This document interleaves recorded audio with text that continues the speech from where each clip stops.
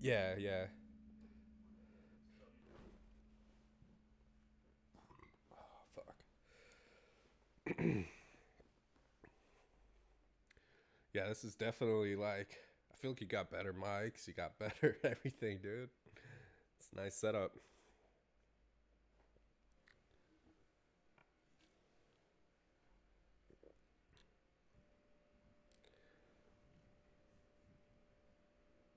All right. Let me see if that works. All right. So I saw a couple people wrote they can't hear. And I still got a couple people watching right now. So I'm going to send them a message. Hey, hey.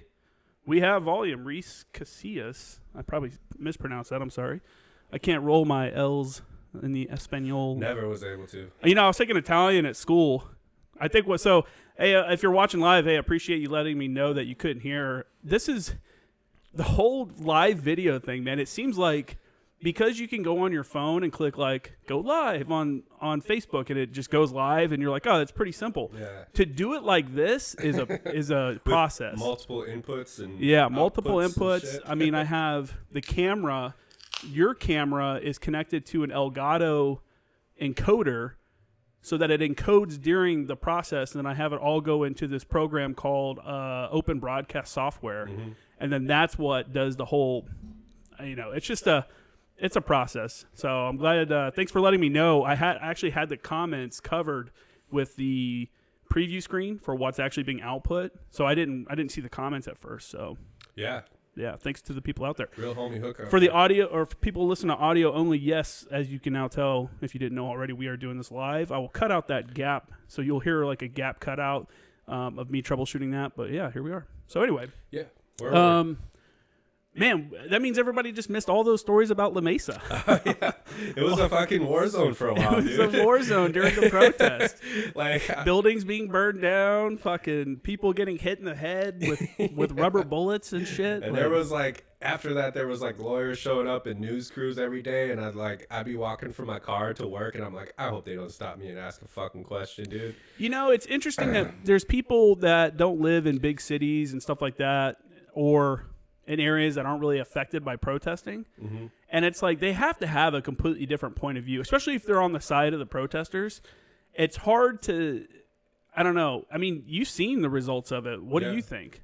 Like, as far as like that case specifically, or like what do you mean? Like how has the sorry, someone just said something about your audio is echoey, so I'm going to fix that real quick. How has the protesting, like, I don't know, did it change your mind at all, like seeing buildings burn down and seeing all this other crazy shit? You know, honestly, yeah, it made me like not respect the movement as much, because you know what I mean? Like, I know it's just, there's like a good cause, and then there's like the people that fucking ruin it for everybody. Yep. And it's like, well, when you got people coming from like out of town, you know what I mean? Like other areas completely, to just like destroy your fucking neighborhood. Yeah. Like, I don't know what American thinks that's cool. Like, you know, like, Yeah. I don't think anybody think that's like a good idea. For sure. But yeah, I get the message, you know what I mean, and how it all started. But yeah, it just spirals out of fucking control, dude. Yeah, for sure. Yeah, and again, like, it's hard for people that haven't seen real effects from it, from like the rioting. Yeah, like, You know, and I think most people agree protesting. No one's, you know, whatever. You want to protest, it's your right. Go do it. You know, but don't be fucking destroying private property or public property that we all have to pay for. Exactly. You know? Yeah. That, and then they hit like a lot of small businesses that were already like struggling, dude. You know what I mean? Yeah. From coronavirus, like they just like there was like some kids like sports store, you know what I mean? And they're just like breaking into this shit, and it's just like all like little league, you know, uniforms and shit. And, Yeah, for sure. And it's just like, dude, that's like, you know, what are you getting from that? You know what I mean? Yeah. Like, Yeah, no, I mean, I fucked. get it. It was depressing to go into downtown San Diego and see everything boarded up, like there was about to be a hurricane come through. You know what I'm saying? And I haven't been downtown since pretty much since like the whole coronavirus thing.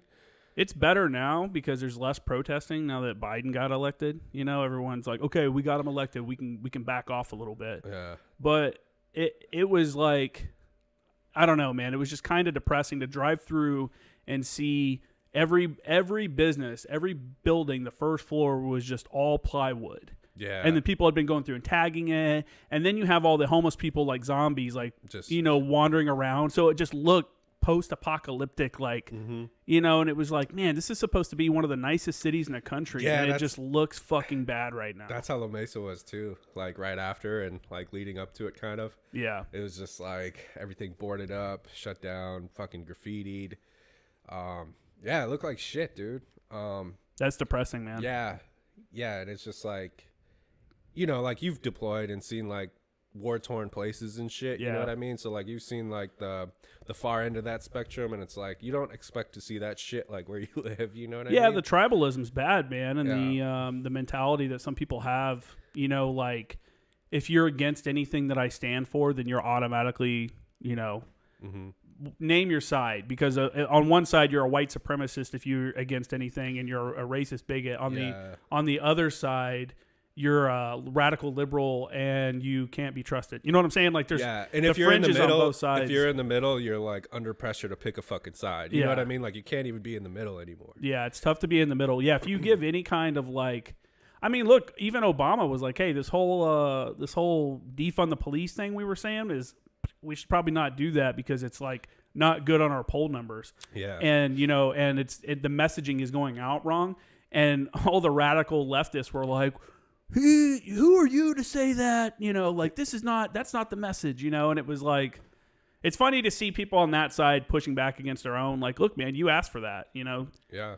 For months and months and months, people were rioting and looting and fucking burning shit down. Like, it was almost like the only thing you could do. Yeah. Like, you couldn't fucking go do anything else. So it was like, oh, this is cool. I guess I'll do this. And I think that's why it kept going, like why it was popular, because it was, I mean, even a couple weeks ago, I was down at Balboa Park and there was a small protest that was like a group of people, probably 30 people, chanting, no more USA, something like that. It was just a whole thing. But they have a police escort. They have a cop car in the front, a cop car in the back. And I'm like, so how can you, this is like state sponsored, but you're also shutting other shit down? Like, that's crazy, man. It just blows my mind, because name another protest that would have a police escort to walk them around so that they can chant shit. About the police, not too. having police. About the police being bastards and the shit. irony of shit today is crazy. Yeah. Like, I think there was, I was waiting for this news headline to come out, and not in like a sick way, but I was like, it's going to happen. It's just going to happen. It was just like, I forgot, maybe Minneapolis, but they sent like the first like social services person to like an escalated situation instead of a cop. And turns out like the lady got stabbed or some shit. No way. Yeah. And Really? I was like, that's a headline that's gonna happen eventually. I hadn't heard that. So it's like already Not surprised I haven't heard it's already become a thing of like, damn, like, well, maybe we should have sent a cop. Like, I mean, even out here, there's like teams of people that are mental health specialists and stuff like that go out, and you see them engage with the homeless populations and stuff. And I've seen them at Balboa Park many times. They pull up in a van, they all get out, they're just wearing khakis and like a polo shirt.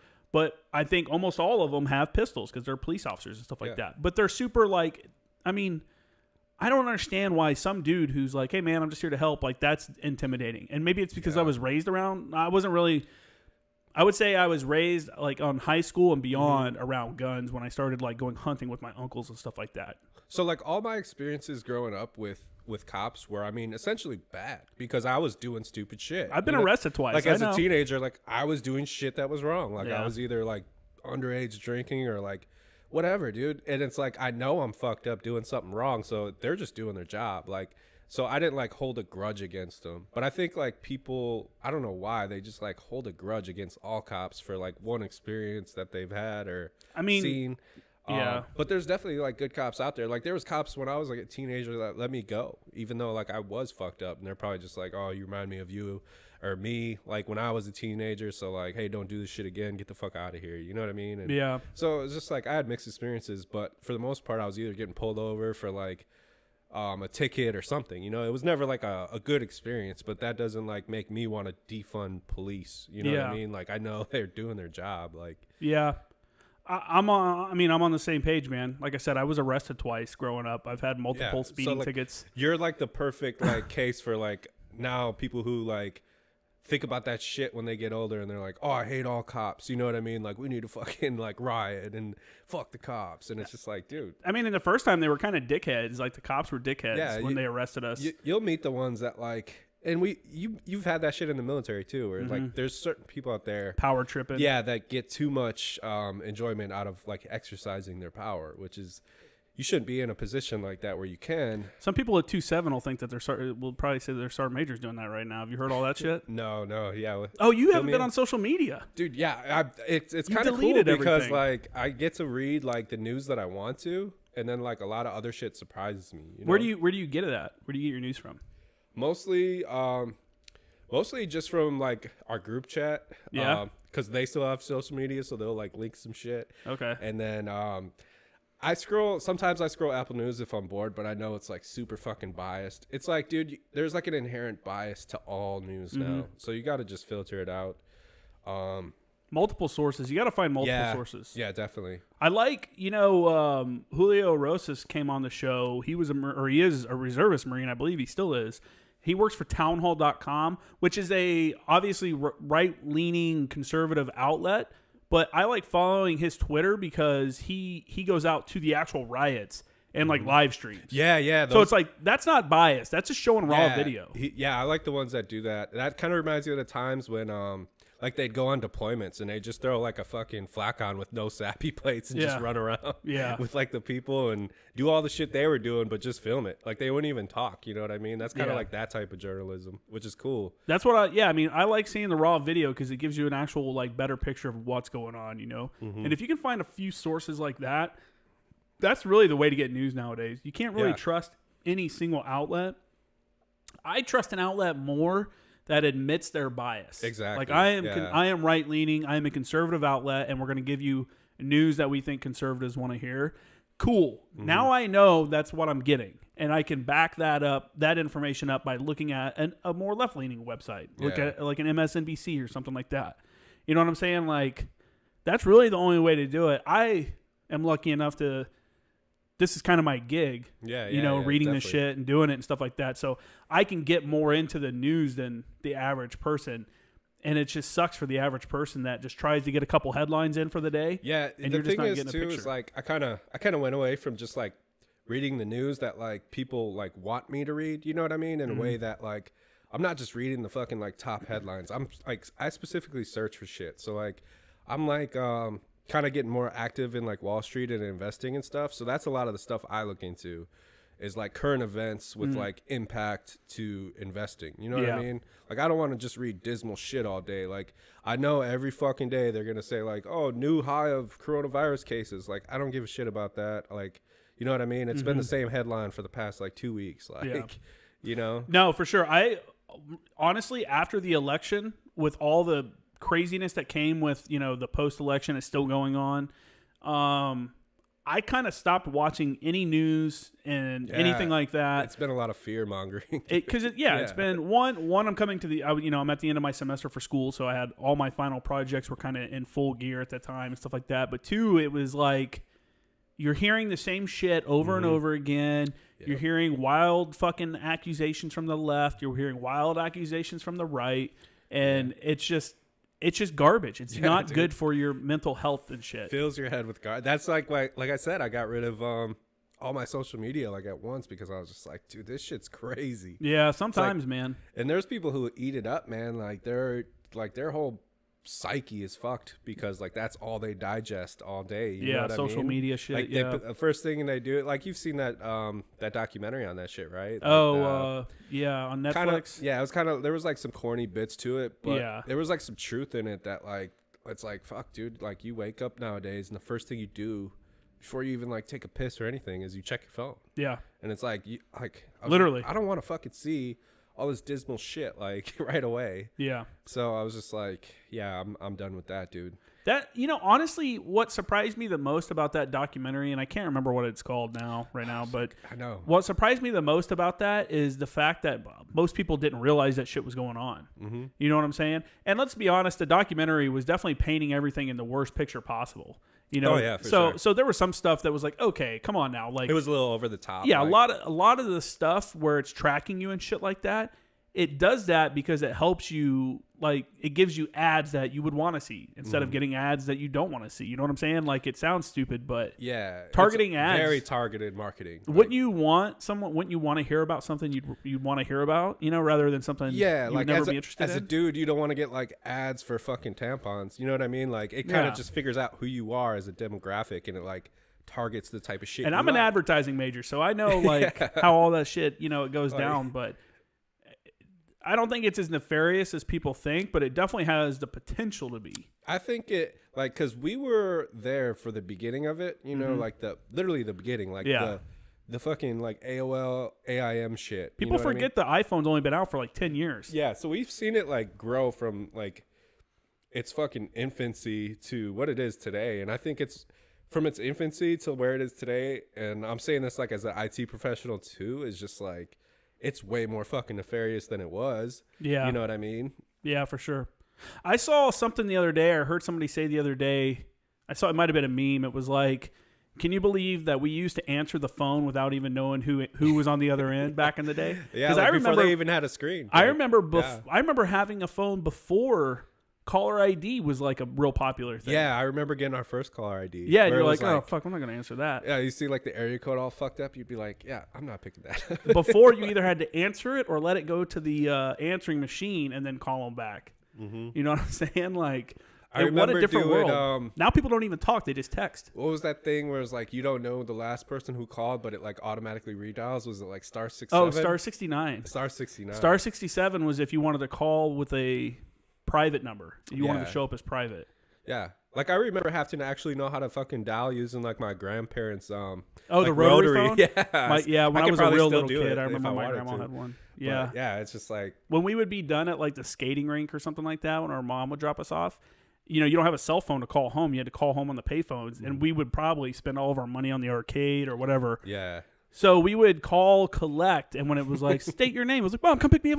Yeah, you get like 2 seconds to fucking say everything you had. I did that too. I think that's probably how everybody did it. But yeah, that's how we'd get our mom to come pick us up before cell phones. Shit's crazy, man. But yeah, it's just like weird to see like, oh man, like it just like eats people's attention up. You know what I mean? And like the way that documentary was saying, it's like, that's what it's designed to do. Like, it's got like some of the fucking most brilliant minds in the world working on how to make it more addictive. Yeah, how to keep you on the screen longer. Exactly, because that makes them more money through advertising or what have you. But it's just like everything is fighting against each other for your attention these days. And it's like sometimes, man, you just got to take a step back. Like, people definitely do have to do a better job of filtering the media that's coming to them. Yeah. You know what I'm saying? Like, I'm not about deleting people because of their beliefs or some shit off Facebook. But I have removed a few people that literally every post is just some kind of crazy conspiracy like bullshit, and it's just like out of control. And I'm like, dude, you've lost hope, and I don't need this kind of like bullshit in my life, so I filter it out. I start removing people. It's like as a person, I got nothing against you. I just don't want to see this shit all day. Well, sometimes I'm like, what happened? What the fuck happened to you? You used to be a especially normal guys person. you served with. It's Man, just like, what the fuck? Yeah, it's a weird time, man. It's technology.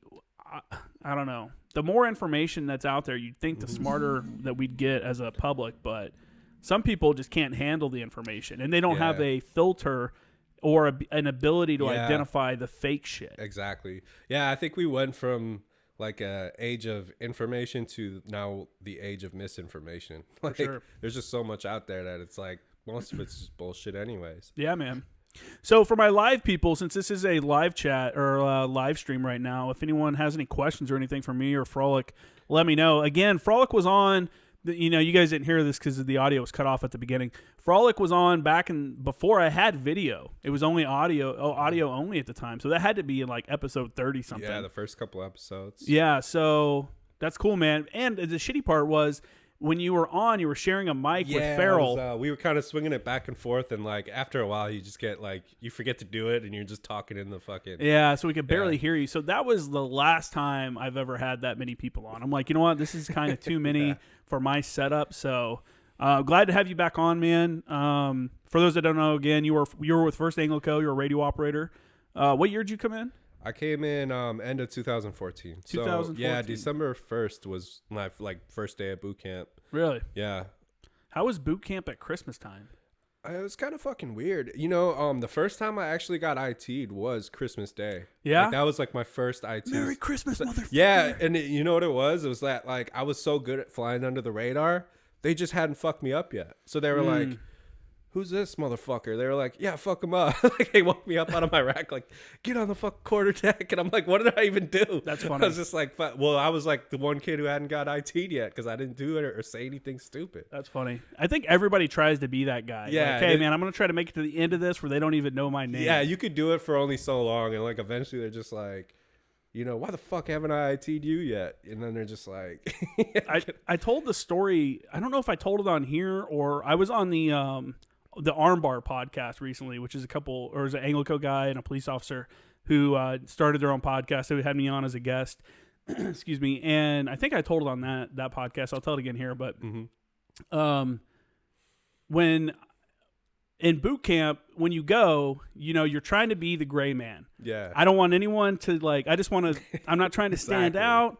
I just want to get through this kind of deal. And that was my mindset when I went down to Parris Island. Where'd you go, San Diego or Parris Island? So, like, I was just telling, we had like a FaceTime session yesterday, me and like the rest of the group chat, and where it was like, they were like, yeah, which one? I thought like, because where I grew up, like, is like right on the edge. So like literally like a couple miles east, and I go to Parris Island, and like, I think I was like in this weird like gray area where it's like you could kind of pick. Like where you want to go. Where are you from originally? Milwaukee, Wisconsin. Oh, okay. Where they were like, I think they were like, yeah, if you go for like this MOS, you'll go to Parris Island because your school will be closer and it'll save the fucking Marine Corps some money. Huh. Right. And then like other ones will be like, all right, we're gonna like obviously COM was West Coast because 29 Palms. Yeah. Is right there. So they were like, yeah, if you choose like an 06 designation, you're gonna go to San Diego.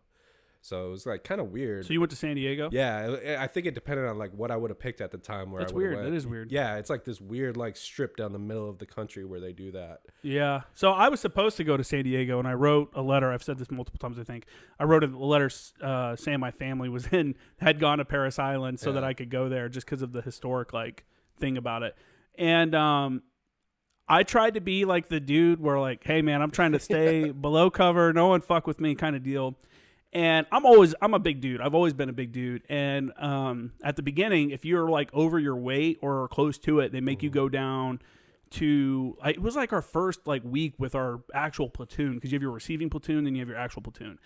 And they're like, hey, you got to go down and see the corpsman, and they're going to do some medical shit. And, you know, they're going to decide if you're like a regular recruit or like the diet trays. Yeah.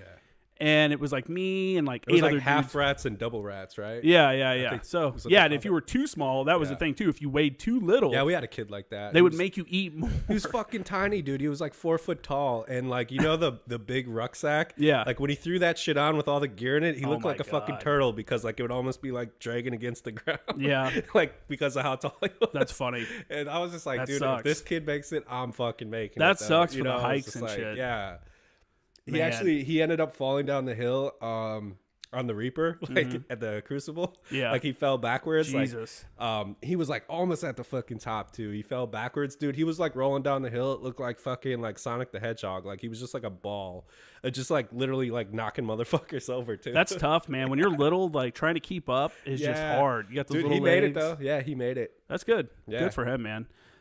They gave him so much shit though. Like so much shit. Oh, I bet. Yeah. But what happened was a whole group of us from my platoon got sit down to go get weighed in and do whatever, talk to the corpsman. And the corpsman was like, hey man, you're a big dude, but you know, you're going to lose weight naturally just from being here. Mm-hmm. He's like, you're kind of on the line. So I'm going to say that you're fine. You don't need to be a diet tray or diet recruit, whatever. Me and one of my other friends, same thing. His, LaPointe, they called them Lepanto. Mm-hmm. And we go back. Our platoon is out doing PT at the time on the PT field. So we run over there. Senior drill instructor, Gunner Sergeant Pearson is there. And he's like, hey, what'd they tell you? And we're like, these recruits were told this. And he's like, all right, go PT. So we go PT, doing our thing, get back to the squad bay, shower up. They do the showers, like the quick showers and shit like that. And the kill hat comes out of the fucking DI hut. It's like, Kramer, LaPointe, get on the fucking quarterdeck. And I'm like, oh my God. And he's like, why'd you lie to the senior drill instructor? Like, what do you, like, we're like, what? We didn't know what he was talking about. And he's like, the fucking corpsman, the medical people said this. And we're like, sir, the corpsman told us this. He's like, I got a letter from the medical officer saying you guys are our diet trays, you fucking liars. And he's like, get up on the pull-up bar. And he made us do pull-ups till we couldn't anymore. And then we had to hang there. He's like, hang there. And then literally for like the first week, man, every time we'd go by a sand pit, they'd be like, Kramer, LaPointe, get out of the formation. It's and funny. to fuck us up. I kind of had an experience like that too, because when I got to boot camp, I was actually like 220. So I was like just barely, like, I think my weight restriction was like 208 for my height, but I was like just barely over. But my whole like fly under the radar thing kind of got fucked over when, like, your first like initial like issue of supply, like you go through that line and it's like those civilians. It's like the worst fucking customer service ever. Oh yeah, civilians. They hand you like the wrong size of boots. You're like, hey, this is the wrong size of boots. They're like, shut the fuck up and take them. Yeah, they act like it's like they're DIs. civilians, but they act like they're DIs. So like they did that with my camis. Like they gave me some like triple XL fucking ridiculous. Like I was swimming in these things. Yeah. And because of that, like, like every time the kill hat came out, he was like, where's all my fucking fat bodies at? He's like, that means you, motherfucker. Oh, because of my big ass camis. But they were like all saggy and shit at the time because like I didn't like. You're like a need 'em. beanpole. Yeah. Yeah. But so I went from like 218 when I got to boot camp to like 180. Like I lost like a good 40 fucking pounds in that. I went from 230 to 205. Yeah. And I lost 6 inches on my waist, which was crazy. Yeah. I was like as slim as I had no more weight to lose. Like I couldn't have even lost weight. I actually, so I graduated and I was super, super skinny, but I was still considered overweight by Marine Corps standards. That's crazy. I was 3 pounds overweight. Because and if you saw a picture of me after boot camp, like I was like super tiny. Mm-hmm. It's ridiculous. Yeah. I was like, I was like basically just like as thin as you could fucking be at my height. Yeah. Like I had like no extra fucking muscle or anything. Did you have to like go back and then buy clothes and then like after 2 months those clothes didn't fit anymore? I did buy I think like a couple pairs of clothes that around that time, and they all don't fit anymore. Yeah, no way. Because it was just like, what the fuck was it? Like it's like a medium. You know what I mean? Yeah, there's no way to replicate that. I mean, you'd have to have some solid willpower to get to that level of like no way, yeah. Weight cutting. Not happening. You know what I'm saying? Like there'd have to be some kind of motivation there for you because I don't know. You're just like running everywhere you go and fucking like everything has to be with speed in it. Like you eat with fucking speed in it. Like you're probably burning calories while you eat just at the rate you're fucking shoveling in your face. Like it's crazy, man. But yeah, I had a pretty good experience actually in boot camp, like you said, the Christmas thing, because they fucked us up that day, but like I think the rest of the day, dude, I watched like the Mariah Carey like Christmas special. What? And they let us go to church. San Diego. Yeah, they let us go to church and they played the same fucking Mariah Carey song, that All I Want for Christmas Is You, on loop for like 8 hours, and I was loving it because I was like, well, this is better than getting fucked with. I mean, the only music you're used to hearing at that point is DI's doing marching cadence. So I was like, oh, fucking, you gonna play that shit again? Go ahead. Dude, it's funny. You have like marching cadence stuck in your head for months after boot camp. You just find yourself like, you're programmed as fuck, yeah. For sure. It's such a boot thing to do, like when you see like a guy like still doing that shit. Like I know when you went back to MCT, there was kids still doing that shit. Oh yeah, like, dude. After they got MOS home. school. I remember walking. I was in MOS school, and a couple of us got a cab and went to the mall in Jacksonville, in North Carolina, and we were walking through the mall, and two of these dudes started kind of marching, and they both pivoted at the same time. And I'm like, don't ever fucking do that again. Like, Jesus Christ, bro. We're out in public. I'd see dudes like walking on the fucking sidewalk, and you know how it has like that 90-degree angle? Yeah. And like they make sure they hit the fucking, like they're walking by themselves and they still do like the pivot. And I'm just like, what the fuck, man? Dude, yeah. Let it go, man. Like, you gotta. It's just such a weird fucking thing, man. I had a friend in MOS school. We were in boot camp together, and then we made it to MOS school together. And he got some kind of DI hat or something, and he would run around acting like he was a DI sometimes. And I'm like, "What are you doing, dude?" And this was in 2009, 2007, excuse me, 2006 maybe. I don't know. Anyway, 2006, 7, something like that. He reached out to one of our drill instructors on Facebook and was like, "What's up, man? Me and a bunch of these dudes from our platoon are here at MOS school at Camp Johnson, which is right next to Camp Lejeune." And he was at Lejeune now. Mm-hmm. And he's like, "We'd love to meet up or whatever." And he was like, "Hey, dude, I reached out to the drill instructor. He wants to come pick us up on Friday and come to his house and have dinner." And I'm like, "What?" And they're like PFCs and shit. Yeah. So this dude came and picked us up. I was the only one that was 21, so I'm sitting there drinking with him. That's pretty cool. Like telling his wife stories. I would not expect it to go that way. I thought he was gonna show up and just like shit on him. No, he was like I want to say he was a staff sergeant or a gunny. He was at least a staff sergeant, if not a gunny. And he was just like super chill. It was weird going to his house for a little cookout. And like, I went out to his garage to grab another beer, and there's like 20 bottles of Gain lined up against the wall. I'm like, "You motherfucker, stealing that shit from the yeah." From he's got depot. he's got a fucking Foot Locker full of Gillette razors for sure. Oh man, I had dude, those are expensive as shit. So many guys were like they were gonna throw them away when they left boot camp. I'm a cheap bastard. I'm like, dude, give all those to me. Those are like $10 a pack. In the real world, they lock these things up. Yeah, these shit gets stolen like crazy. Fucking valuables. Well, that's like that sergeant major down at front. Oh, you know what? It was the 4th ANGLICO sergeant major who had come from Paris Island, I think. With that scandal? Yeah, where he had stolen like $1 million worth of razor blades or some shit. Fucking Gillette, What kind of... Dude, you're a sergeant major, man. Come on. It was like when they get busted for like the prostitution rings and shit. It's like, dude, you make like $12,000 a month base pay. There was a... I can't remember the year. Maybe it was 2010, 11, something like that. But the CO, the commanding officer for Cherry Point, which is the air station with all the Harriers and shit on the East Coast... he got arrested for just like shoplifting at Walmart. It was like a fuel additive. He stole like a fuel additive. Yeah, he was like a klepto. I think I heard this episode. You were talking about this before. Have I talked about it before? I think so. I think it was like determined that he was like a klepto and he just had to steal shit wherever he goes. You're a full bird colonel, man. You're making money. You're making good money. It's like, I don't get that shit, man. It's just like some people. Yeah. Like what? I guess it's a rush or something. It's like a $3 item. It's like, dude. I mean, and the results, look at the results. We're still talking about it years later. There's like people still know about it. So, oh man, yeah. Demaro left a comment. He said he was small in boot camp and always hungry. He'd eat like 5 slices of bread with every meal. Fuck yeah, dude. I can't imagine going there being emaciated already. Like I remember that that 4 foot tall kid that I'm talking about. Like he was double rats and like, dude, he didn't even have time to finish. Like they gave him so much food. Like he had like half the shit he left on the tray anyways. Was he the house mouse? I think so. Has to be. No. That's small. They always make the small guy. Dude, he got fucked with a lot, man. I'm surprised I'm sure. that guy made it. Like, dude, it was like the first time though I couldn't fucking hold my laugh in, like standing online. Yeah. And it was like, when they do like that nighttime check and shit, or like hygiene check or whatever, have you like flip your fucking. You're like, yeah. You're doing that you're weird like, shit.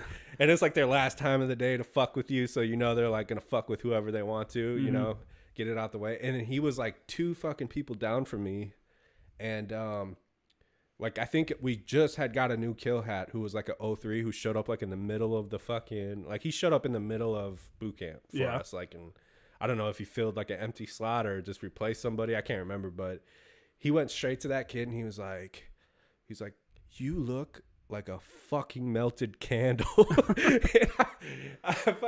He kind of did have like some weird shit going on with his face, so I was like 2 people down, dude. I fucking busted out laughing. Bastard. Yeah, and I got fucked up for it, but I was like, God damn it. Like, they're funny, man.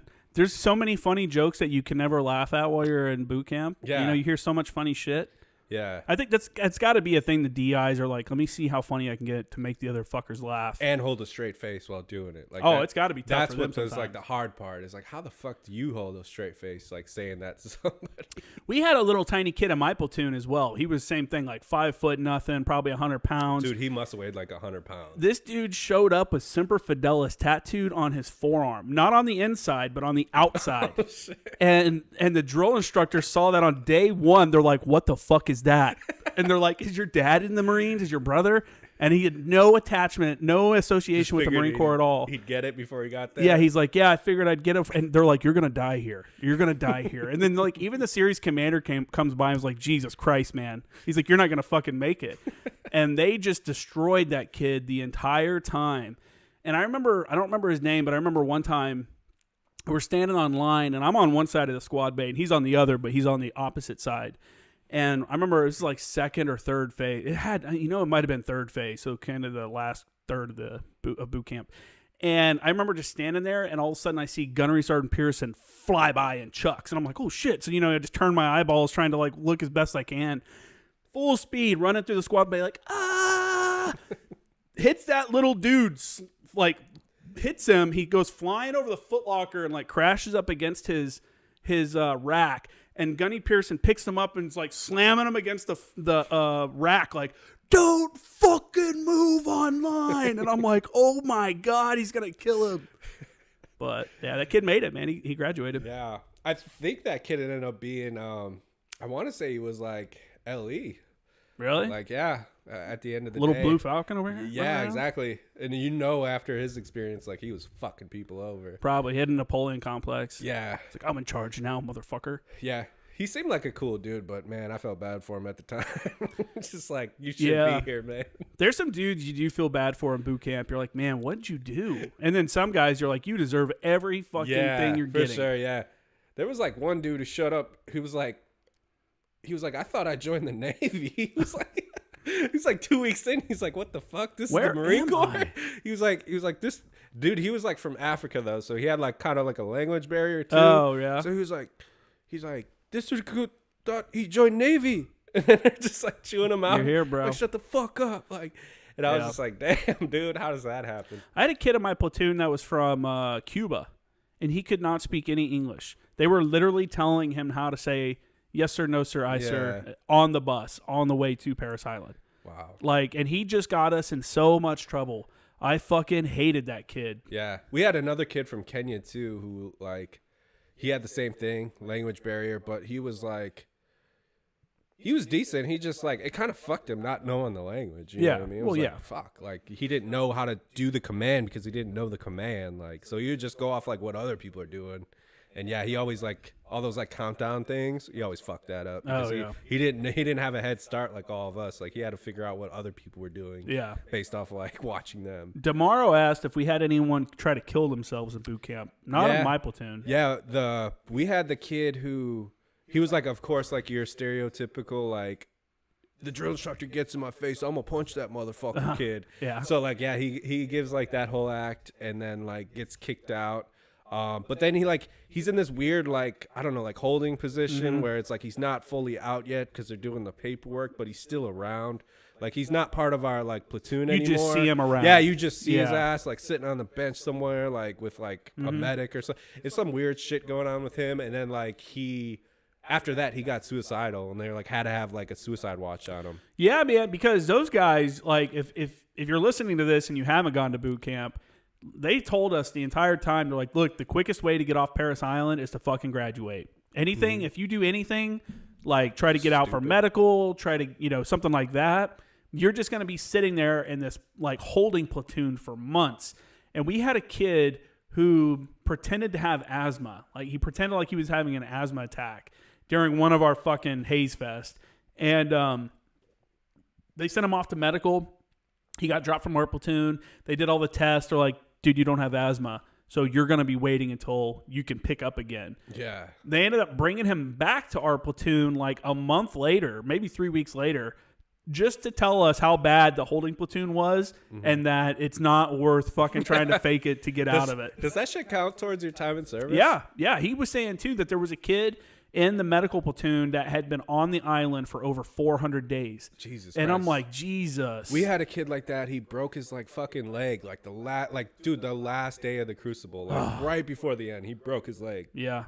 Or some weird shit where he had to stay with like back with medical, and We had a couple people like that. He They're was there. med holds. I remember I had him on like Facebook or some shit, and he was still at MCRD San Diego while I was like already leaving 29 Palms, like the schoolhouse. Like That's he was crazy. still fucking there, not graduating. Imagine being in that status. I mean, I'm sure they don't treat them like dirt the whole time like that. Yeah.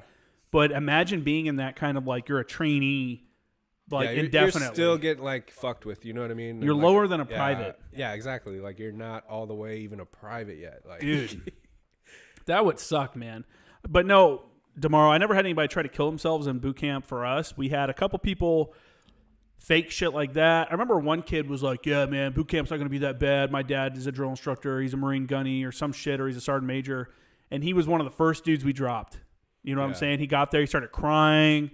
He started like, and he was like a big dude. Like he wasn't like a little pussy dude. Like if you saw him, you would think he would be the first. yeah, and this dude is like, I don't want to be here anymore. And I'm like, dude, you're the one that was talking shit about fucking how easy this was going to be because your dad's a DI. Yeah, like Now you're a disappointment. How does that feel? exactly, dude. His dad probably disowned. He's like, you piece of shit. yeah, Boot camp in the back of my day.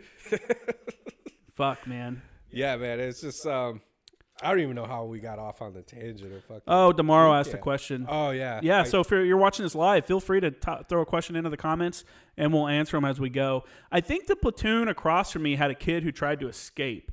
We were like third phase. They were like in first phase. So across from our squad bay, I remember one night, I think it was on Fire Watch, and all the lights came on, and then I started seeing all these lights come on. And what happened was like one of their recruits, they were like a week in. just like ran away. Like tried to escape Paris Island. And that's like It's an island, dude. when I got to Paris Island, the first 48 hours, like when you're doing all that processing and shit like that, when you weren't actually like filling out paper or walking over to get your gear or something like that, you were sitting in a classroom and they had 2 videos on loop, the history of Paris Island and the dangers of Paris Island. Yeah. And the dangers video just shows like shark infested waters, mud that's going to suck you in and drown Shows like you. fucking sand fleas eating you alive. No, it's like, just all this shit where, like, if you try to escape, you're going to have to go through all this, like, crocodiles and Yeah. sharks. What's like that prison island that's like off the Alcatraz? coast? Yeah, it's like they show like some Alcatraz shit. Like, welcome to Alcatraz, Welcome. motherfucker. But it was like, I mean, unlike San Diego, where you can, I mean, there's planes taking off. You can see the downtown skyline, right? Yeah. You could probably hear traffic. The airplanes taking off like right next to me is probably the thing that fucked with me the most. Really? Like psychologically. You're like, man, people are just think coming they and going. I think they did that by design. They were like, let's put that shit right next to like all the fucking. I actually drove by the gate this morning for the MCRD. I've never actually even driven by the gate before. I was Really? like, oh, there it is. Oh. Like it didn't like make me want to fucking quit or anything, but it was just like, yeah, you kind of felt like all these people coming and going, and you can't even fucking. We go had the piss without opposite. permission. You couldn't see anything, and I was in third battalion when 3rd Battalion was off on its own, because on Paris Island you had like main side, 1st Battalion, 2nd Battalion, and 4th Battalion, and one big main parade deck. And then on the other side there was 3rd Battalion by itself. They had their own parade deck. We had our own chow hall. Yeah. So everyone was like, that's where dudes get fucked up is 3rd Battalion, because they're out there they're away from the flagpole.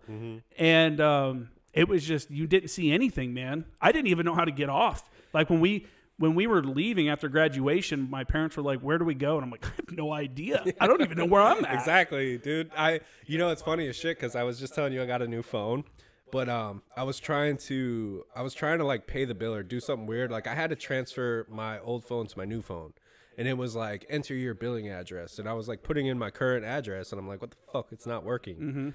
But I guess like Verizon still has me living at Chosen on MCRD because I bought a phone on like Family Day because I didn't fly out here with nothing, dude. I flew out to San Diego from Wisconsin with like my ID, and that was it, like nothing. And so I get out and I'm like, I need a cell phone, like I need all this shit, like Family Week or whatever. Yeah. So I bought a cell phone on that like little exchange over there that they have. And so Verizon, long story short, still has me living on fucking That's funny. Chosen. You're down there. Yeah, like I wonder if they're sending like ads and shit. Yeah. So you decided to get out. You're from Wisconsin. What made you stay out here in San Diego? Oh man, so there's like I guess there's a whole story to this. So I'll start from kind of like the beginning.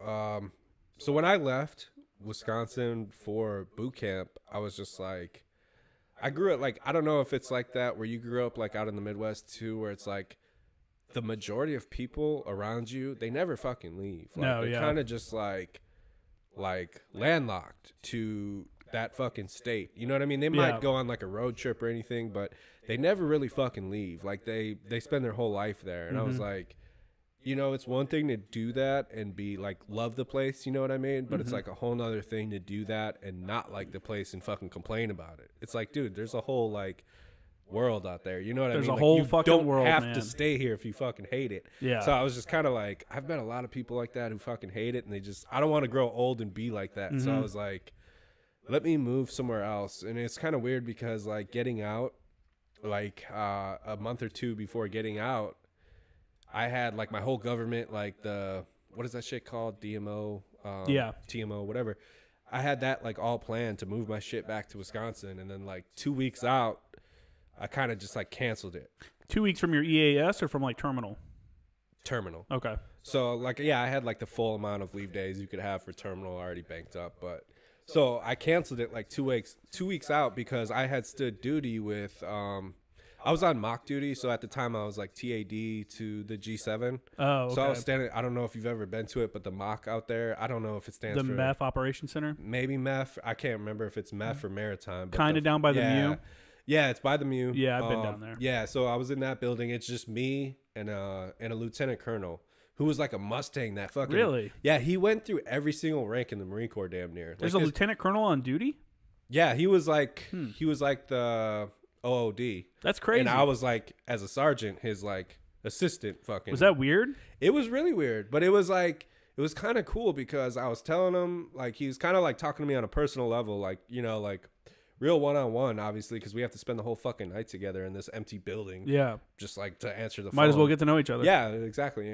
He was like, what are you doing? And I was like, yeah, I'm just looking for places to live. Like, I'm not trying to go back home. I just canceled my move.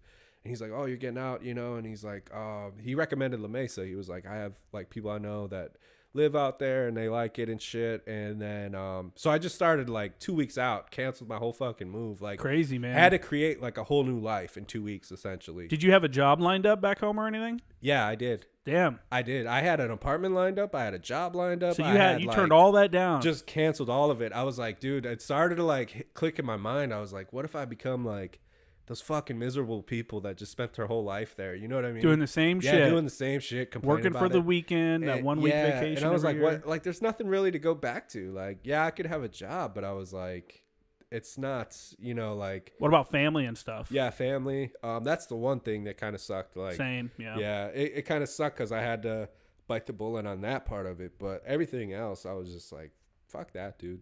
I like to visit, but I don't want to. Dude, Wisconsin is fucking cold. My dad lives in Stoughton. I don't know if we've ever talked about that or not. No. But yeah. Wisconsin is miserably cold. Dude, yeah. I was like 6 months of the year too. It's like there's 4 seasons, but that's the fucking season of the year. Yeah, your other like 2 of your seasons are like a month long. Yeah, summer is like June to July, and then that shit's over. So then like kicks into fall, which is my favorite season because it's like half and half. Like it's like warm during the day, but then it's like hoodie weather and fucking bonfire weather at night. But that's what it's like here in the wintertime. Yeah, I love it. Yeah, I love it too. The wintertime's the best time to be here. For sure, yeah. It's my favorite part of the year here. Man, dude, to go to Wisconsin, like, Wisconsin's cool, and a lot of the shit that people do in Wisconsin's cool, but I just couldn't live in it. Like, I'd definitely go visit and go do some ice fishing and shit like that. Yeah, man. But to, like... It's a different lifestyle. And, the thing that's cool about it, like, and I noticed more out here, like, people who grew up out here and lived their whole life out here, like, you could tell off some of these people's personalities that they just never had, like, Mother Nature kick them in the dick. You know what I mean? Like, I'm serious. Like, there's experiences in life that humble you. And that's one of them. It's just like, yeah, I'm not like the greatest fucking shit since sliced bread. Like, And people out here, like, they've never had that, like, humbling experience. That's another reason why families and stuff are like a lot closer in the Midwest, I think, because the winters like drive you indoors and you really just spend a lot of time indoors with your family. Exactly. Like, you know, you got to have like either a hobby, a habit, like fucking drinking, or like a job or something. Like, because you'll get depressed quick as fuck. That's why opioid has been a huge deal. I don't know if it was in your town, but I know in mine. Oh, dude, it was probably as bad as it could be in Milwaukee, because I think like the climate and just like the state of things, you know, kind of like economically, I guess, you know, a lot of fucking like segregation in the city too. So it's kind of like a weird place to grow up. What do you mean? It's like the most segregated city in the fucking United States. Really? So like it's very like Gangs of New York type shit. It's like there's like a north side, a south side, like in these sides where it's like all the races kind of just like really bordered up, essentially, where it's just like in Milwaukee. Yeah. Huh. So I think I've been once to go see the Brewers play. You'll see it because you'll see like if you go to the south side, like everything's in Spanish. You know what I mean? Like you could tell like where you are in the city because it's like that segregated. You know what I mean? And I think like it's just like a weird fucking place, dude. And I think I don't know what else besides the cold, but it's like very like there's a lot of fucking addiction out there. A lot of like. You know what I mean? Like depression and shit. Dude, it's the Midwest, man. Again, like you get driven indoors. I didn't want to go back. I was just like, why would I want to go back to that when like a lot of people I know are either like too far gone down that fucking path or like I'm just going to fall into like some bullshit that's not worth it, you know? So it was just like, yeah, I've personally had 3 friends from high school die from overdose. Yeah. Personal friends. Shit, I've had my brother, dude. Oh, no way. Yeah. Yeah. Like, that's dude, like, I didn't know that. That's like a whole like side experience too, where like I've learned from a lot of his mistakes growing up, and that was the one thing too, because he served in the army. He was 11 Bravo, so he went to Korea for like his station. You know, he spent like his whole time overseas in Korea, kind of like that DMZ area. Yeah, and he came back and he got out. I think he spent like maybe his last 6 months in DC in Arlington doing like the honor guard thing. Oh, that's cool. Yeah, like he was part of that, and like you spent like 6 to 8 hours like doing your uniform just to like get out there. Yeah, part of the old guard. Yeah, and then you rotate and do yours, and then like spend another 6 to 8 hours on your fucking uniform, kind of like. Yeah, they take that shit really seriously. Yeah, and I've been out there. It was a hell of an experience actually. Like I would recommend any vet out there to go. It's like super humbling to see that cemetery and the whole thing, you know what I mean? And so he got out and he came back. He moved back to Milwaukee, right? From all the places and stuff he did serving. And I kind of seen like his downfall was doing that. You know what I mean? Like coming back? He came back. He didn't really have like that sense of purpose anymore, and he just fell. What was he into doing? What did he do for work? So he just had like mixed jobs. Like just fell into whatever he could. You know, it was always like weird shit. You know what I mean? Like it, and kind of like as infantry, it's like, what do you do? Like if you know what I mean, you kind of gotta. You know, I think so. I have this listed as episode 90. And people are probably like, where'd episode 89 go? Yesterday, I actually recorded an episode with Adam Crick. It's going to come out tomorrow. This one, the audio of this one will come out next week. But he was a machine gunner, and we kind of had that discussion, like, what do you do as an infantryman when you get out? Like, and I think honestly, a lot of that comes down to people need to be able to translate their skills. Like, yeah, okay, we don't need some guy that can kick indoors and run a patrol somewhere. But you can say, hey, I've held leadership positions. I understand. There's a lot of processes, especially if you're like trying to get into the corporate world, that you understand from being in the military that you just don't realize it because you haven't had that like corporate. Oh, okay, that's what it means. Like I got to translate it to the real world. Exactly. So there's definitely more out there for people to do, but they just we set our sights too low. You know what I'm saying? Yeah, I spent a great amount of time actually just doing my resume and like converting almost like those fit rep bullet points. Those fit rep bullet points, converting them to like the civilian version. Like that's what I fucking focused on getting out because of that. Because I was like, yeah, if you could translate like what you've done and learned into like real world skills that they want to hear, You know, it's pretty easy for anybody, And even infantry. take advantage of the fucking GI Bill to go get an education. Even if you don't want to go to a 4-year school, go get the certifications. You can go get certified in so many things that can make you money. Like, shit, don't even wait. Start taking a single class off TA while it's free. I took classes. I'm so glad I took classes before I got out, because now I'm going to finish at San Diego State University, because I pushed. I've been taking 6 classes a semester, which is fucking insane. Yeah. And I pushed, and now I'm going to have enough credits for another year's worth of education if I want. So I can basically go get a master's degree on the back end if I want.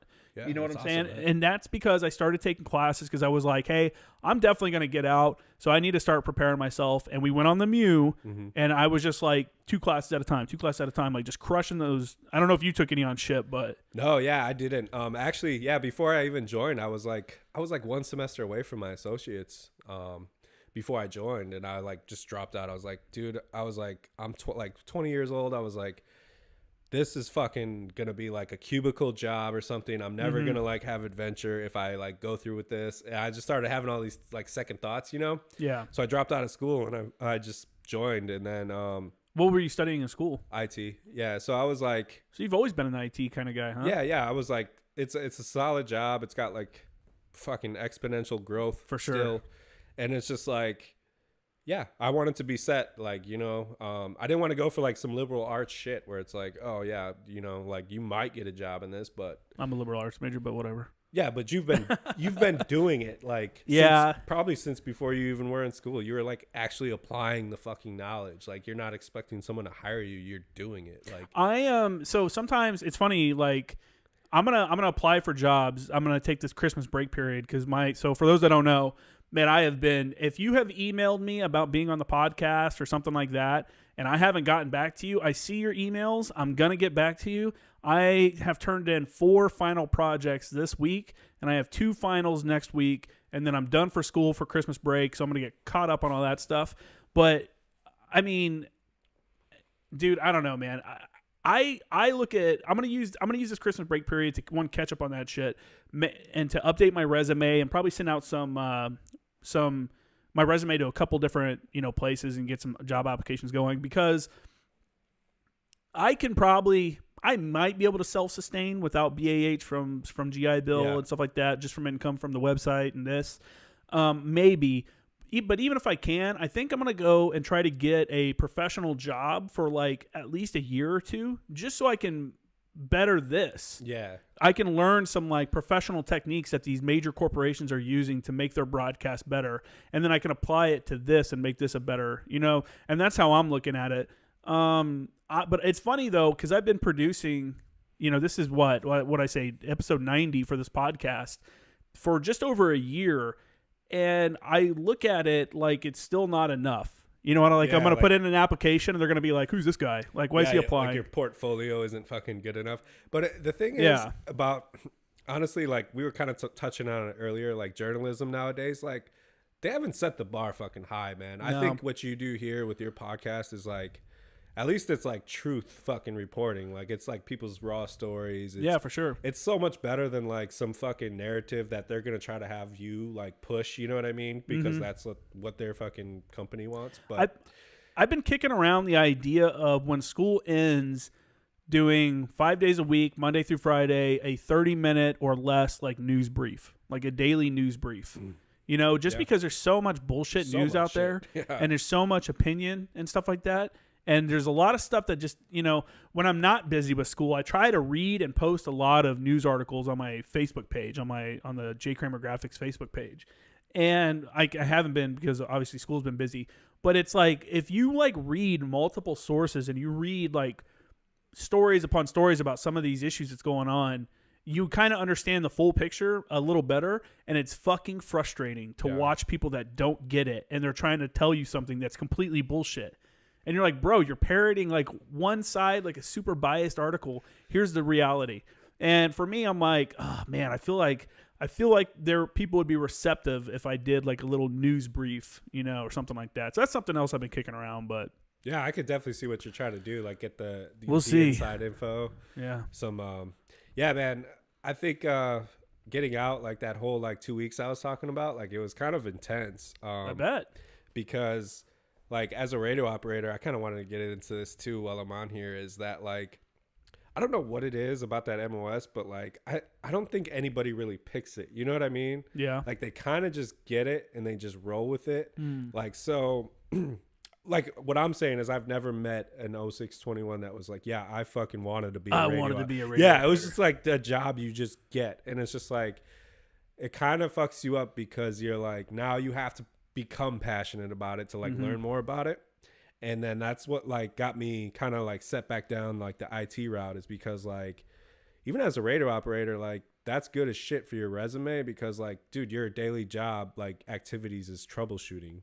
Yeah, like, and that's for sure. used in so many fields. Like The weird thing about radio operators in the Marine Corps is like your experience can be so much different than another radio operator's. Yeah. Like you could either be a guy that sits in a fucking comm cage doing record jackets all day, or you could be like a radio operator with like an ANGLICO team or like a recon team or something like that, getting to go to the field, getting to go shoot, getting to go do cool shit. That's part of the reason too why I did want to do like a second term, because I was like, I got the fucking golden ticket. Like I was so like grateful of like going to ANGLICO first, that I was like, whatever follows this is gonna fucking suck. Like, yeah, it's not gonna be the same. I think a lot of people get that. Yeah, I was like, I have like two choices. I could either like do the lat move thing and then like hopefully stay out there, or I could just re-enlist and get like probably histed, you know what I mean? Probably, yeah. Yeah, I was like, I don't want to be a fucking recruiter and I don't want to be a drill instructor, you know, just because I was just like, that's not like it for me, man. You know what I mean? If you would have lap moved, what would you have gone into?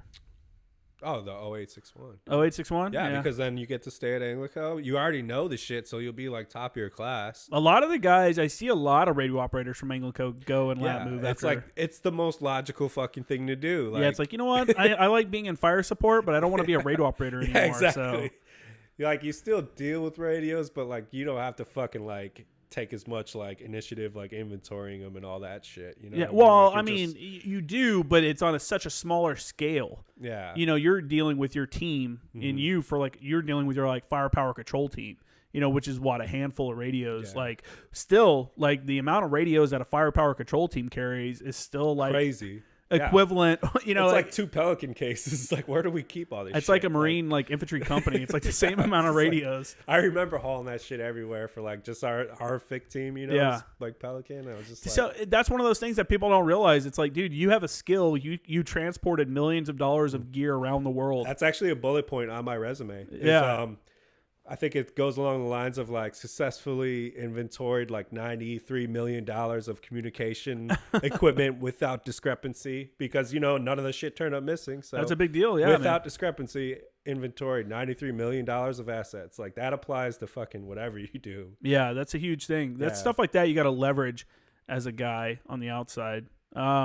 So DeMauro said he agreed with us what we were talking about with the comm, that nobody picks it, but Flores was like super deep into it. Sergeant Flores. It's super cool when you meet those people that like actually like start to learn about it a little bit, and then they're like, whoa, this is actually super fucking interesting. Yeah. And that's like kind of how I was, because I didn't know shit about radio, but I was just like, it's actually super cool that there's like a fucking thing out there that like you could talk into. It turns your voice from like analog to digital, shoots it out through the fucking air wirelessly, and then like decodes it on the other side. You know, like, when you start to think about that, you're like, that's actually pretty fucking cool. I think it's cool, like when like Maltese, you know, we sent him to Mountain Comm and stuff. Like when the guys learn that shit and they start doing their field expedient antennas, and like we start shooting HF shots, like, you know, forever ways away. That's like, that's stuff that's like undervalued. Yeah, that knowledge is like, it's crazy, because like even on the deployment to Syria, it was like just from the radio knowledge we had, we were like a huge fucking asset to everybody. You know what I mean? Yeah. Because like we knew a lot of shit that they didn't, for whatever reason. Like they would be radio operators too, but it's like you said, you just go down like a different path of like. Well, I think being at ANGLICO means if you're a radio operator, you're gonna get some of the best radio like training you're gonna get anywhere, because the mission requires that comm be up. There's no excuse. Like we're not, and as like a team chief, it was like, I'm not gonna accept you telling me that comm's down. Like figure it out. Figure it the fuck out. I remember specifically like, because we were attached to like security forces for the convoys. Mm-hmm. Mainly, like we were just out there to make sure like the rounds got to the battery. You know what I mean? Okay. And they could keep firing like 24 hours a day. So we were like constantly resupplying the gun position convoys, with rounds. Yeah. And dude, I don't know how many times that fucking convoy got halted for comms. Like, really, if there was an issue with comms, like we wouldn't move. You know what I mean? Yeah. Until we get this shit back up, and it was always our truck, like getting fucking the convoy on the move again, because we just knew what the problem was. You know what I mean? It was just like always. Like, well, it's because you become comfortable with it. Yeah. When you're in a unit like that pushes that education, and we require you to cross train the other guys on your team. Teaching a skill makes you better at that skill because now you know more about it, because you can't go teach it unless you fully understand it. You know what I'm saying? So it causes people to look more into it and kind of figure it out. And like DeMauro said, you got dudes like Flores, you know, like we had on my team, who just like, I don't know, they completely, he was probably the best comm chief I've had. Him and another guy I had at 10th Marines named Jones, who was a Native American guy who actually, or Indian. He preferred to be called Indian. He's like, the white women on the reservation are the ones that tell us that we're Native American and not Indian. I'm like, all right, man, like whatever you want. You know, and we'd give him shit. We're like, oh, did you join? You thought you were going to be a code talker? Like, what? Come on, give it to us real. You know, but Jones is a super great guy, and him and Flores accept that, like, hey, I'm not here just to like do the few things that you want me to do. Like, to be a good radio operator, to be a good comm chief, which both of them were, you have to go above and beyond. So they would study shit in their own time. Exactly. Dudes like DeMauro and Flores would go and buy comm like components at Fry's Electric. Yeah, you know, if there's something we needed. I remember you guys always being like super knowledgeable. Those dudes are great, man. Yeah, I remember just like hearing you guys talk shop when I first showed up to ANGLICO, and I was just like, yeah, I'm not even like close to that fucking level. It's an in-depth and it was great because it was comms and it was fire support both. You could sit down with an expert, you know, like we had F-18 pilots, we had Cobra pilots, we had everything in between. We had, you know, Osprey guys. We could sit there and talk to anyone like, hey, how does this work? Like, if as a Cobra guy, what do you like to hear? What do you prefer? And it gives you such a better understanding than it just breeds a great place of creating great Marines, like better overall fire supporters and stuff. Yeah, definitely. I love the atmosphere there. That's what kind of sucked about like thinking about re-enlisting and fucking having to go somewhere else, because I was just like, dude, as a radio operator, I was just like, man, I already know what's happening. Because even like when so I got TAD'd like my last year, like when I got back from deployment, they kind of disbanded Shot Chuck for whatever reason. I don't know all the backstory, but really? They were probably just like, because the majority of us didn't have the legs, they were like, we need to restructure. And so we got back from the MEU, and they kind of just like disbanded Salt Chuck, and it was just like, once I found that out and I was on my way back, I was like, kind of like, fuck, dude. I was like, I don't want to go back to the 6th shop. You know what I mean? Yeah. Like getting used to being on a team and doing all that like cool shit. You know what I mean? I was just like, oh, fuck, that sucks. So I got back to the 6th for like a day or two, and they were like, hey, we need a fucking Marine to go TAD to the G7. It was like, I think it was like between me and Lane. What is the G7? So the G7 is like, it's on Del Mar, 21 area, and they kind of like, they put together all the certifying like exercises like before the MEU gets to leave and shit. Like, okay, so they're like a training. Yeah, there's like CERTX, RUT. Remember all the shit we did? Yeah. So they put all that stuff together as like deploying units have to like check out through them, kind of in a way of like, hey, yeah, they meet the requirements, whatever. Yeah, they're ready to go overseas. Yeah, exactly. Yeah. So that's pretty much it. And it was just like, it was like, yeah, we need a guy to go over there for TAD for a year. I was like, that sounds like a long fucking time. But I was like, it's better than going back to the 6th shop here. So I was like, fuck it, I'll go. And they were like, yeah, you're just going to be giving comm classes to officers and stuff and whatever. And like, I was just like, all right, cool. And yeah, I get there and like, dude, their comm cage is a fucking mess. Oh, yeah? So naturally, like as the new guy, I get put on like GCSS and all that shit, and it's just like, that's where I was like, man, if I go to another unit, like this is what my life's gonna be. I was just like fixing shit. Yeah, fixing shit. It was kind of showing cool, up though, and cleaning up because they never organically had like a radio tech attached to that unit, so that's why they are in the position they're in. Like all their fucking gear is fucked, like broken and shit. Yeah. because they never have like a permanent like tech to handle all that like maintenance. They You just weren't have, a tech though. No, yeah, they just had guys, like radio guys, cycling through at such a rate that by the time they got like trained up on the shit, like they were already getting shipped out. So that's like, dude, they had like a weird amount, like 40, like 153s, those little black Motorola ones. They had like 40, but only like 8 of them worked when I showed up. Oh, really? They had like, dude, like 40 fucking 152s and like 3 of them worked. It's because nobody owns it. Nobody's taking like ownership over the shit. So I showed up to like kind of like a shit show, dude.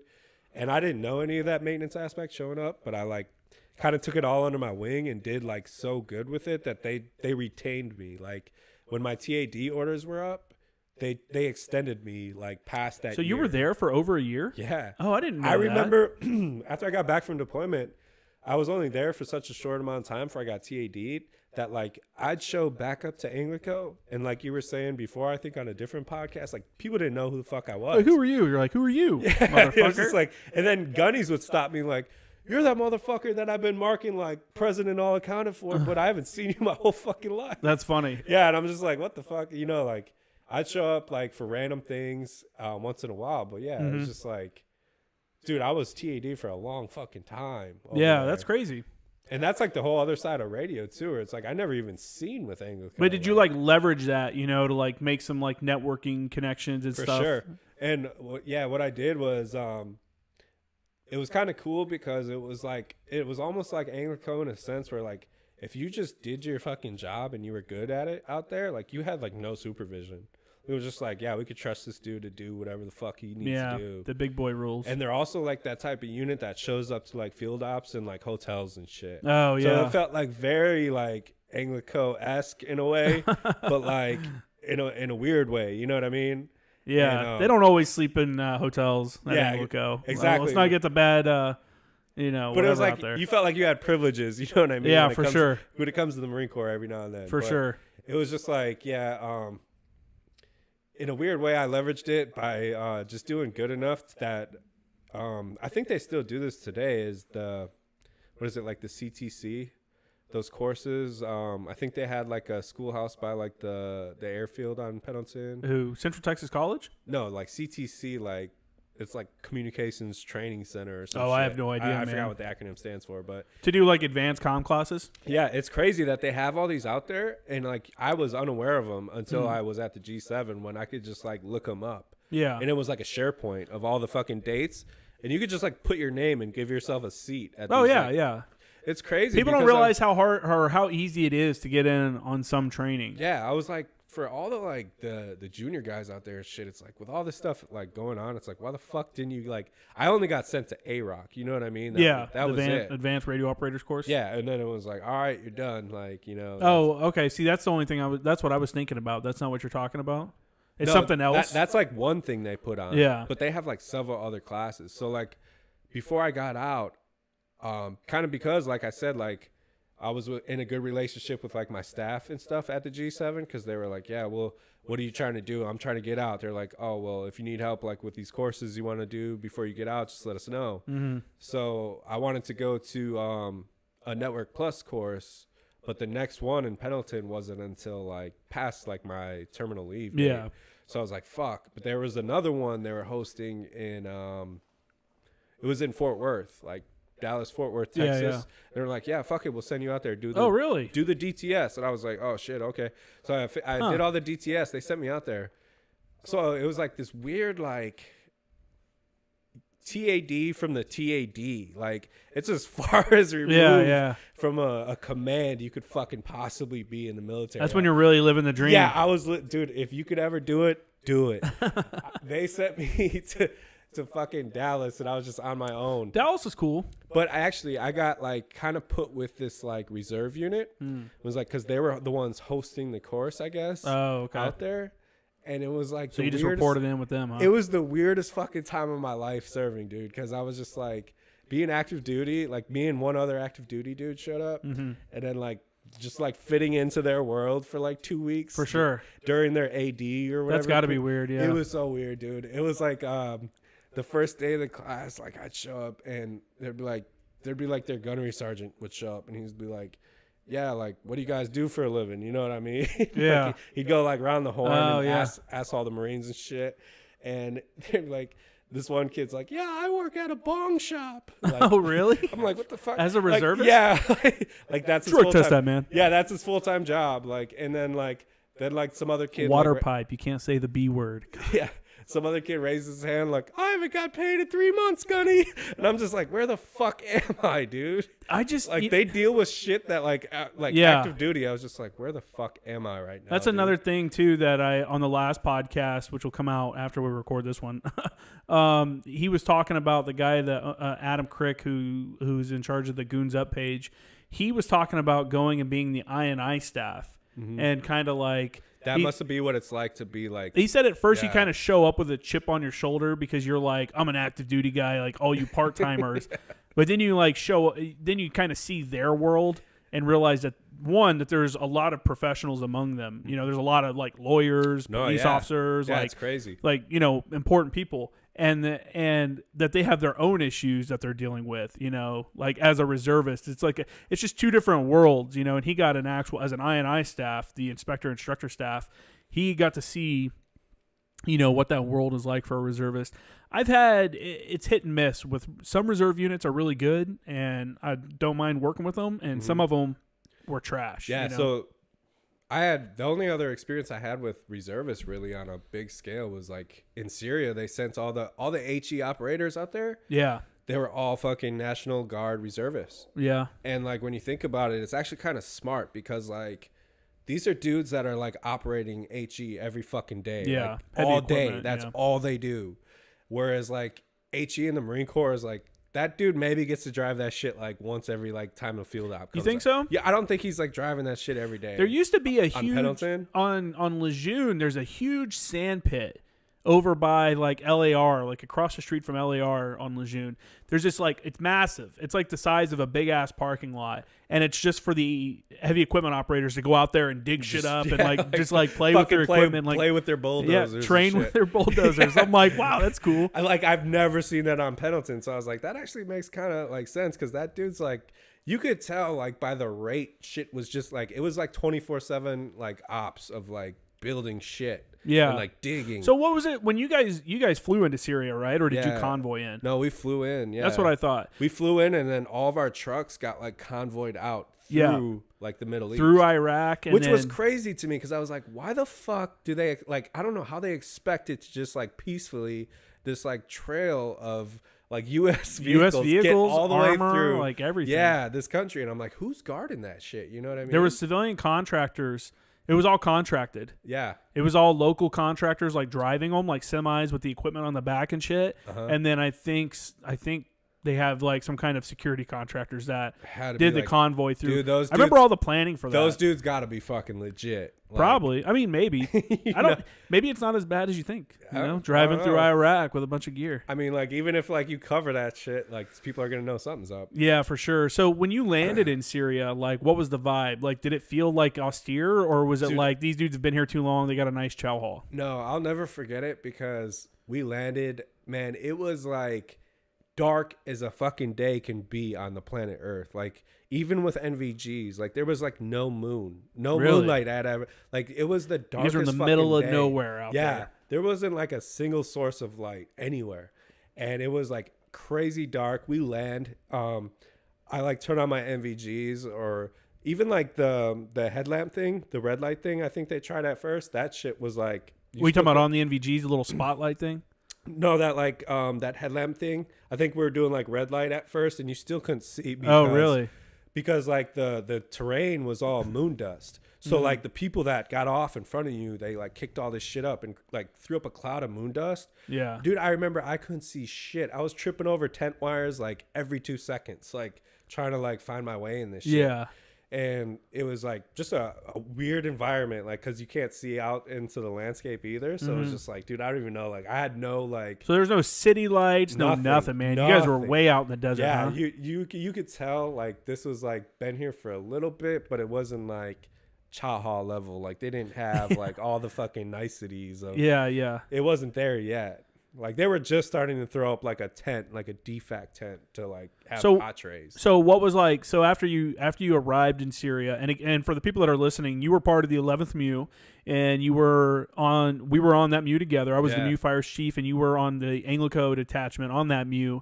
And I've mentioned it on here before. The targeting officer on the MEU, Burton, is the one that kind of set all this shit up. Like he went ahead and made some liaison and was like, hey, we got all these Marines that can do this shit in this mission. You know, we got this weird phone call from some, we'll call them task force guys, asking if we could pull a howitzer behind a dump truck, a local dump truck. Because originally they wanted a single gun and a crew to fire it.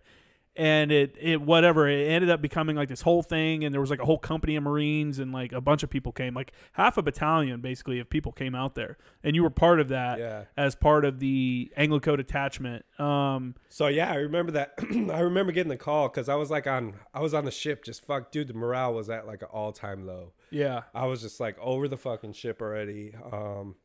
I think that was like right after that VGE thing. So oh my God. We had like our own like fucking pandemic and shit. We had just got through that point. Fuck. Everything was People don't know what it's like to get Double Dragon out there. It was still kind of weird at the time, and I was just like praying for something, man. I heard the whispers of the RFF, like, oh yeah, we're gonna get this request for forces out there. We're gonna go do some cool shit. So I'm like serving I'm on like mess hall duty and shit. Oh, really? Dude, so those are the worst hours ever. You like have to show up at like 5 a.m. for breakfast, and then you work till like after dinner. I've heard mess duty on ship is just miserable. I was like, dude, this is the fucking worst of the worst. And then I'm in line serving food or some shit, and then I forgot who it was. I can't remember. I think it was Jerry. He's like, hey, he comes down there and he's like, get your shit together or whatever. Like, go get all your shit ready. You're getting off ship. I'm like, what? Like, throw your fucking apron at someone and fuck you. Yeah, dude, that was my moment. Yeah, I was like, fuck this place. I was like, even though I knew I had to climb through like the gear locker, which is miserable too in itself. Jesus. A mountain of fucking sea bags and bullshit. Like that task was miserable, but I was like, it's also less miserable than fucking working here. So I was like, and it's less degrading than being the fucking. How many dudes were begging for extra food as they're coming through the food line? I'll go sleep in any fucking dirt, like to over that job. You know what I mean? I bet, like, man. Yeah, fuck this place. So just being nasty all the time from cooking and shit. Yeah, I remember like that. That was like me finding out and then getting there that first night, man. It was like weird. And how long was it between you finding out and you guys actually flying in? Not long at all. Like, really? When by the time I found out, like after all the planning, because I'm a corporal at the time. Yeah, so that's like true. You don't find out until there's like active like fucking warnos and shit. Like just all right, figure this out in the next 12 hours. You know, that was like basically my experience. Yeah. But I was like totally cool with it because I was like, fuck yeah, I'm getting off ship. Fuck yeah, dude. Yeah. So, man, it was like that first night, within the first 24 hours, I hear like, I think it's like in the morning we're already starting to do weapons cleaning and shit. And I hear like 3 rounds go off, like really fucking really close. Oh, you're talking about in Syria now. Yeah, okay. In Syria. So I hear 3 rounds go off, and it's like really fucking close to my tent. And we're all just like cleaning weapons. So we're like, what the fuck? And at this time, like everybody's, what is it, condition 1, like round in the chamber on safe, right? But you got a full mag and you're ready to go. Like you just got. You guys were walking around condition 1, huh? Nice. Okay. Whole fucking deployment. And I supposedly this kid, I don't know how this is even possible, but this kid ends up doing a function check with his loaded mag, like puts in a loaded mag, doing a function check, and shoots it, right? And fucking it's on burst, and he shoots it. This was like one of the first days, wasn't it? First fucking 24 hours. So didn't they drop him? Yeah. So this is what's weird because I was like, maybe you seen him come back to the ship because they sent him back to the ship. Yeah. This was an infantry guy from the BLT. Like, what was this dude's fucking story? I don't know, man. I remember I remember that happening, but I don't remember like anything beyond. We were like one of the fucking grunts already. Yeah, you know? Like dude, he was there for less than fucking 8 hours, man. Like it's like 7 a.m. We landed. He's like, I made it 1. to the war. Get back on ship. Everybody's like, what the fuck? We have mess duties to fill. Yeah, everybody was like, what the fuck was that? So he ended up being a radio operator attached to, I think, the CLB out there, and it fucked us in a way like that. All them convoys getting halted for comms that I was talking about, it started with that event. Oh, really? That was like their sole fucking radio operator. He was a radio operator. Yeah, for like the CLB element that was like in charge of like the trucks that move shit. You know what I mean? Like the actual cargo. So, yeah, that dude was like their radio operator. He gets man. fucking ejected, sent back to ship like the first 24 hours. And I'm just like thinking like, man, this is how this. He can't even talk about Syria because now it's like an embarrassing story for him. Yeah, I was just wondering. I wonder if he got back to the ship and was like, yeah, I got some medical shit going on, or he fucking lied. Yeah, I about sprained my ankle on the way like, off the plane. How do you do a functions check and like literally like you're seeing the loaded mag as you're putting it in? Yeah, it's like common sense, man. I'll tell you what, man. We had a MARSOC team. We were all leaving the wire at the same time in Sangin in Afghanistan in 2013. And when you at the FOB we were at on your way out, when you would pull up, you would line the trucks up, and that's when you would make Condition 1 weapons. We walked around Condition 1 already all the time, also because we were Afghan National Army advisors. So we were always like, hey man, if these dudes like turn on us and shoot at us, like we need to be ready to shoot back. That's how I felt because we were working with they called them the SDF. Yeah. But really that was like a political thing. The Syrian Defense Force, right? Yeah, that was like a political thing. That's not even like I don't think that's the name they go by themselves. There's so many factions that are involved it was like with tribal, Syria. like you said. It was like tribal. Yeah. It was like, what name can we give them that applies to them all? And they were just like, oh. There is none. Yeah, you have to whatever. like to understand Syria. You really have to like study it and get a grasp on like regional politics because it's like the influence from Iran, the influence from Turkey, the influence from us. You know, like there's a lot of shit happening in a lot of groups. That was my first experience with like. Even as like a corporal, like there's like way more political shit at play in war than you even know. You know what I mean? Like, have you seen the videos of the Russians and the dudes like talking to each other or like running each other off the road? I'm pretty sure. Yeah, we seen multiple like factions out there like that weren't necessarily like they didn't give a fuck about our AO. You know what I mean? Like they're kind of doing their own thing. Yeah. So it was like that was like a whole nother thing to think about too. Is like. What about the Russians that are in this state? You know what I mean? Like this area of the country. Like what do we have to do about them? And like, and it wasn't your guys' group. Obviously, it was a special operations unit that was out there. I think it was a year after that a Russian mercenary group like attacked them. Yeah, and they killed a shit ton of well, I don't know if it's a shit ton, but they killed quite a few Russians. You know, like as soon as they started attacking the American position, I think when they saw them coming. They already requested air support and shit like that. Yeah. So like them. Whoa, what was that? What happened? I don't know. I just like. Is yours working? Yeah. No, we're all good. It's all good. Yeah. Went crazy. Am I on mute? No. If it's solid, you're good. No, I can see you're coming up over here. But anyway, yeah, they like smoked a bunch of those dudes though. Yeah. Bunch of Russian mercenaries. So. Yeah, I remember that being a thing. There was like Turkish forces. There was fucking like Russian forces. There was like, dude. Yeah, it got to the point where everybody was just like flying their flag. You know what I mean? Yeah. Like, you got to like identify your fucking self out here now, you know, because like. Did you guys interact with locals at all? Yeah. Like I didn't have to too much. We had like a terp, but I mean, yeah, I'm going to take a piss real quick. Yeah. Go ahead. I'm going to finish that thought. No, go ahead. I'll just sit here and make do. So, hey, if you're listening live, I think we've got a couple people on right now. Feel free to ask us some questions. Like I was talking about before, you know, Christian Frohlich, he was over in Syria as one of the first units, the Marine units that went over the artillery, and they were there to support the task force guys that were there as advisors working. I can't remember the name of the dam. We'll talk about when it comes out here. But they were trying to secure a dam out there to keep ISIS from like blowing it up and flooding the river valley there, which would have been bad enough that it would have affected like all the major towns into Iraq that were along the Euphrates, I believe is the name of the river. But anyway, yeah, so we got that going on, and glad for everybody tuning in. I'll probably cut a lot of this out before I put it up on. Hey, like I said before, if you want to hear more about me and me talk about my shit, I was on the Armbar podcast a couple days ago, or about a month ago, but they released it like last week. So check those guys out, Armbar podcast.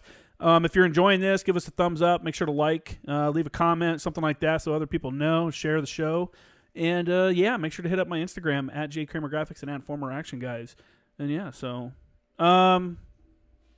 All right. Sounds like he's finishing up, and we'll be back on it. I haven't had to run like a little bit by myself like this in a while. I've done a couple episodes. They're the ones named Cosmo, And it was like back when I was first started the podcast, and I was like, fuck, man, I want to be consistent and come out with a show every week, and I don't want to miss a week. So there was 2 weeks where I couldn't get a guest or something had happened, and I'm like, I don't want to miss a week. And so I just recorded myself for like 30 or 45 minutes telling one of my stories about being in the military and something like that. And those are called Cosmo. They're obviously, it's funny, they're the least popular episodes I have on the podcast. So I thought that was kind of funny. But yeah, man. Welcome back. All right. Yeah, I'm back. Let's keep doing it. Oh, yeah. Where were we? So we're talking about Syria. Yeah. So you didn't really interact with the locals or anything, huh? Or was there many out there? So there was, excuse me. Yeah, there was definitely like a lot of fucking like shepherds and like locals out there. I didn't really have to interact with them because, like I said, we had a TERP, and then we had like the Allied force, like the SDF, basically like handling most of our like interactions. Yeah, which was cool because like they knew like the population, you know what I mean? Yeah. Like, they could tell like if a dude was an outsider like that showed up, you know what I mean? And was just like, what the fuck are you doing here? Were you guys doing? They did all that for us. Like, were you guys doing biometrics on people? Doing that kind of thing? Bats and hides is what we called it. They changed to something new, but no, yeah. I don't think they were. No, yeah. I remember, like, we really didn't take that much like tech and shit out there with us. How long were you there before the arty guys started firing? Man, as soon as they got set up, really, they didn't waste no fucking time. I think it was like the battery didn't get placed until like maybe like 3 to 4 weeks into it, because the thing is like we basically did like a route recon to like this. I don't know how, but like that whole country is fucking war torn, dude. There is not a single building that doesn't have like rounds in it, or like half of it just falling apart from like fucking tank shell or some Syria, shit. bro. Seriously, like, so the fact that there was like this airstrip out there that was like fully intact was just like mind blowing to me. I was like, how did this thing like not get cratered? Well, I wonder if we built that. Yeah, who knows? Probably. But yeah, it was like the most reasonable spot to set up like kind of like a fob, you know, because it was like good enough to get the artillery in range, but it was also like kind of on top of a hill, and like there was already like a pre-placed berm from like their last civil war, like right in front of it. Are you talking about the air base? Are you talking about that spot, or are you talking about at the concrete factory or whatever it was? Yeah, where we landed at the air base, that was like Air Force territory and like Army. But that wasn't like, our mission wasn't to stay there. It was to push forward to the south where like the hostile presence was in the dam. Yeah, get within range of the. Do you remember the name of the dam? Topka Dam. That's right, Topka. Yeah, man, that was the whole deal, because like, and then like that's what I was talking about earlier. It ties in with like the moon dust. Like that shit was actually fertile ground. Like before ISIL or ISIS took that fucking dam, and they kind of just did like some eco-terrorism shit where they were just like, fuck you guys, you know, shut off the water to all those like fertile lands. I know they were threatening on blowing it up. Yeah. Flooding everything. Yeah, they were just like, yeah, it's like eco-terrorism, dude, where you just like control the fucking environment. And so was Artie like shooting constantly, or? Yeah, man. As constant as like the rounds we could provide. Really? They must have been getting fed like so many missions from like those like tier 1 fucking guys like up front, like the task force guys were sending them back. Yeah, they must have, dude, because I remember, I don't even know how I slept some nights, because they'd be like firing through the night, and we're actually like, I'd say like 70 maybe to 50 meters away from them, like our sleeping position. Yeah, from the battery, just going to town all. Did you go fire night. a couple rounds? No, yeah, I never did, because our schedule was like, dude, our schedule was intense, man. Like we were on the road like maybe 12 to 14 hours a day. Really? And then like we'd get back and have to go to posts. Like, really? You know what I mean? Okay. We'd have to fill in on posts. So like for a while there, man. And then like first getting to that hill, there was nothing there. Like it was just like 3 little adobo fucking like hut looking things.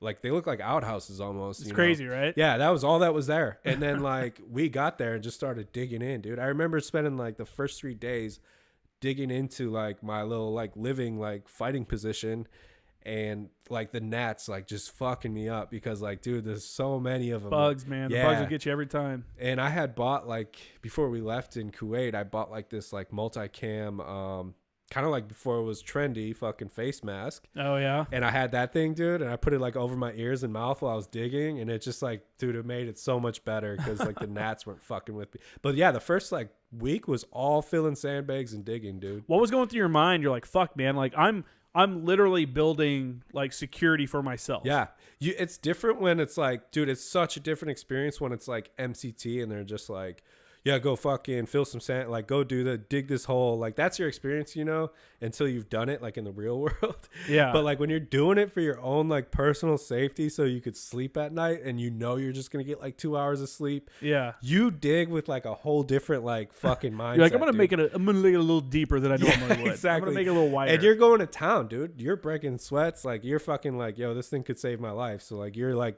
there's no like, yeah, that's all we did for like the first week is just like sleep in holes, sleep with the grunts out there, like hold positions and like just basically keep watch, and you know what I mean, and just like good times. Yeah. And this was before like we had a period where we haven't even interacted with like the foreign nationals yet. Mm-hmm. You know what I mean? Like they know we're there, we're getting established, but they haven't like come out to talk to us. They're right? kind of like, what the hell is going on? Yeah, they're kind of just like, where are you guys? Like, what the fuck? Who are you? Yeah. Yeah, they're looking for us, and we're like, yeah. It ends up being like our first interaction with them. Like the dude almost gets fucking shot by a dude on, because we were with like the cat teams. You know what I mean? So one of the cat team dudes almost like lights the first fucking dude that's like the liaison coming up to our little position. Why? Just because he like just walked right up? He was supposed to follow some like TTPs with his vehicle. I'm not going to get into specifics, but he was supposed to do some things that he didn't fucking do. And it like, that was the signal to the guard, like, who the fuck is this? And he lit off like some warning rounds to the side of his truck with the 50 cal. Oh shit. Yeah, so like that'll wake you up real quick. That was like our like, hey, like our handshake, like nice to meet you experience with the Sorry, I didn't mean to shoot at you, bro. Yeah, I know. it's just like, yeah, and the dude's like little fucking little. Toyota, like a fucking 1990 Tacoma or some shit. You think we expect too much from the locals, like when we're out there doing some shit like that? Yeah, it was like something super simple that he could have did to avoid that, but it was just like, yeah, that was. We just assume they read and understand commands, though. But yeah, we had interaction with locals, but like I said, they handled the majority of it because they were just like readily available to us. Did you ever have any local food? I want to say yeah. I had local cigarettes for sure. How are those? The Pines? Were they Pines? No, they were like we That'd called been them hilarious. like Allah Akbars or some shit. Oh my because God. The actual name of them was like Allah Akbar or some shit. Were they dry as fuck? They were. Dude, it's hard to tell because like out there you'll take anything you That's fucking true. get if you know. When we got to Iraq, they gave us a box, like this huge box full of cartons of Pine cigarettes, and all the smokers were like, "Woo, free cigarettes, woo!" They all like got 1 or 2 cartons, you know. And then the next day they're all like, "Fuck these suck!" Like they're all like hacking and shit. Like apparently one dude took everybody's. He's like, "I'll take all of them," and that's all he smoked the entire deployment. He's like, "Fuck it, they're free, man." He's like, "Why am I gonna go pay for Marlboro when I can smoke Pines for the entire deployment for free, but they taste like shit?" Yeah. Like, all right, man. Whatever. Yeah, I remember we had like a ration of them, dude. Like we'd get like a carton every fucking like 2 weeks or something. I don't know. We made it work, but it was funny because I think some guys did get food and shit, and like yeah, we got like rippets and shit, like random shit. But did you get shot coffees? Shot coffee is like No. the greatest part about going to a combat zone. When You they know what bring I in the did do, rippets though? and shit, they give them those. what I did do though, I was telling you the story about how I was like struggling the night before in like the gear locker on ship, like climbing dude. I was literally like climbing mountains of shit to go into the prone to the floor of shit to just dig through all the shit and Trying to find a sea find bag my and a mountain of shit. sea bags. Yeah, it was just like, so doing that, I was like putting all my stuff together with that struggle, dude, of like the night before, you know, I had like 24-hour notice to like get everything together. That's crazy that you didn't know about it before that. There was talks of it, but it was like, hey, it's not set in stone. So Yeah, like, there's don't get your hopes about- up. yeah, Don't get your hopes up, but hey, you know, so you kind of just like forget about it and you're like, yeah, obviously like our leadership like wanted to do it, you know, for sure. to get off ship and actually do what you're there to do and whatnot. But it's just like, yeah, man, I made an extra effort that night to pack this fucking like Dunkin' Donuts, like, cause this was right around Christmas too, Yeah. I think. Or it was like right after all the Christmas shit came to us on ship. Okay. So we just had like an abundance of shit that I had to give away because I was like, yo, you guys eat this because I'm not taking it with me, obviously. Yeah, you yeah. know? So I was like, I'm going to leave my rack on ship unlocked and you guys just go to town on all this shit. And but I grabbed, there was like a Dunkin' Donuts like fucking thing of ground coffee. I took that with. It's clutch. Yeah, and we were like just chopping up like little fucking pieces of pallet wood. We'd start a fire, like a tiny one, like in the mornings, you know, after like it wasn't like a light discipline thing no more. Yeah. And then we'd like just like a little cook fire, and fucking I would make us coffee in my Hydro Flask. So I'd put a filter on the top of the boot band. Yeah. Let the fucking hot water from a canteen cup I just cooked funny. like drip through, and then I would like pour everybody out some, and it was like, dude, such a fucking morale booster. And those are the memories, though. You know, that's the cool stuff you think about, like the camaraderie of sitting around, having a cup of coffee in a foreign country. Yeah. You know, like there was nothing around, dude. We didn't have anything. We lived off MREs. I remember they dropped like the HE guys, they dropped a fucking big ass like pallet of that like Pure Life like right in front of our like little Hesco hotel that we had for just the ANGLICO guys, and I was just like, "Yep, this is where I fucking live now. Like now I don't even need to leave this shit." This is it. This is the spot. Yeah. Were you guys on wag bags the whole time? Oh yeah, pretty much. Or just like we had like shitting spots, like little holes they dug. Yeah, those things. They had the nasty. tubes when I got there, like those little PVC pipes, the little piss. Oh, the piss tubes. Yeah. Actually, that wasn't even there when I got there. They put those in. That was like home improvement for us. Like I remember that being like a little bit down the road, because it was like piss tubes are fucking gross. Yeah, and then they eventually like expanded it even more to like outhouses and shit. Like we had these like plywood outhouses in Fob Jackson and Sangin. And I remember we had those, and then we had like the like straight wag bag like stations, which was a Hesco with no dirt in it. They just kind of like you walked into it and shut it like a door, and you would sit there and take a shit or whatever. And one night, like a 7.62 round had gone through the outhouse things that they had built, like head level. Yeah. You know, and it was like, ooh, shit. It was just like that fabric shit of Hesco on the outside. Well, no. That was the Hesco, or that was the wag bag station. This was like the outhouse things that were made out of plywood. So the next day, the camp commandant, I guess, or whatever, for Fob Jackson had a bunch of the infantry guys out there filling sandbagging up the shitter so no one got shot in the fucking head while they were taking a shit on camp. I'm like, God, man, where am I? You know, dude, like, I got weirdly good at filling sandbags, man. Yeah, like weirdly good. It's a process, you know. Yeah, and it's funny too because like towards like the middle or like the end of like the expansion of our fucking fob, like we had built like a no shit, like it was just me and Andresen basically, because like we're like out of boredom. We're like, what the fuck? Like in between posts and shit, you're like, all right, what am I gonna do now? So like we built our own like sandbag gym. Oh, like, yeah. We no shit built like a bench with like a tent fucking pole with the prison gyms. Yeah, it was like a straight up prison gym, and there ended up being like a no shit like army general that like just flew out there like randomly. I think like nobody knew, like there was no heads up. He just flew out there to see how things were going, and he's like doing a little walk around, and he sees like our little fucking our prison gym, and like we're like, fuck it, we got to make it look like, you know, we built what's up, sir? Yeah, we're just like let's make it look like we're fucking doing this shit all day. He's like, God damn, he's like, I love you Marines. You just love playing in the dirt. And we're like, fuck yeah, sir. Dude, there's always gonna be a prison gym. And there's not like, a gym set up, there's a prison gym set up for sure. Yeah, he was like, he seen like that corner of the base, and he was like, all right, I'm like, I've seen enough. I'm hopping back on the chopper. Things are going great. Yeah, you guys and do he fucking you. dipped out.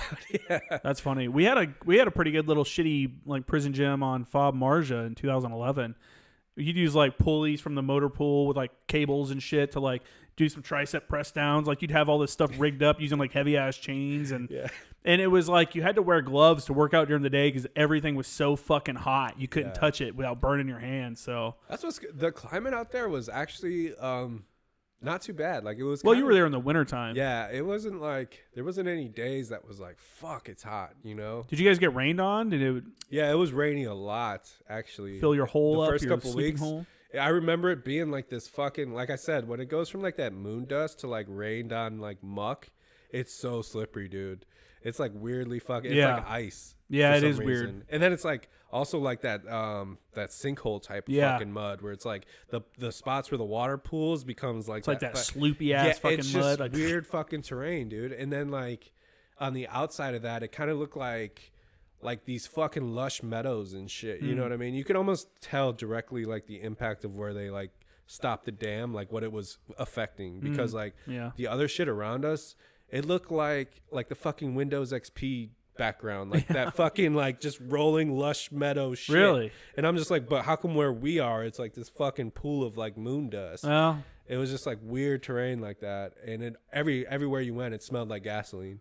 Like they sold the kerosene, gasoline, on the side of the fucking streets. Like there was like 5-year-olds just with like big ass like 5-gallon jugs, like with a siphoning fucking tube coming out of it. I think the best thing that people get from deployments, man, like that, is coming back to the United States and appreciating, For sure, you know, like the technology, the civility, just the life. law and order, like the, you know, Yeah, we people that have never left the U.S. are just so spoiled. Like they don't realize how good they have it. That just having like a meal, having a roof over your head, you know, if you own a car, having a car, like a regular car. Yeah, and it wasn't until like I think 2 months in that I seen the first like female driving out there. Really? It was I'm like surprised you saw female driving at all. Exactly. It was our presence. You know what I mean? Our presence changed their like way of life, like the locals. You know what I mean? In a huge way like that. Like you wouldn't even see that shit like before we got there.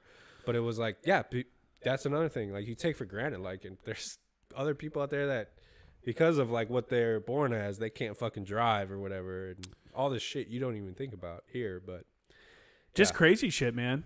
Just crazy shit. We would see people in Afghanistan in the canals, like doing laundry, and then upstream you'd see like animals in the water, or you'd see people shitting in the water. And it's like, dude, they're all like, it's such a weird agrarian society that has like a touch of technology. You know, if the cell phone tower generator is still running, then they might have cell phone connection or something like that. They had power like lights, but that's about it. Like, their power was for like lights. Was it consistent?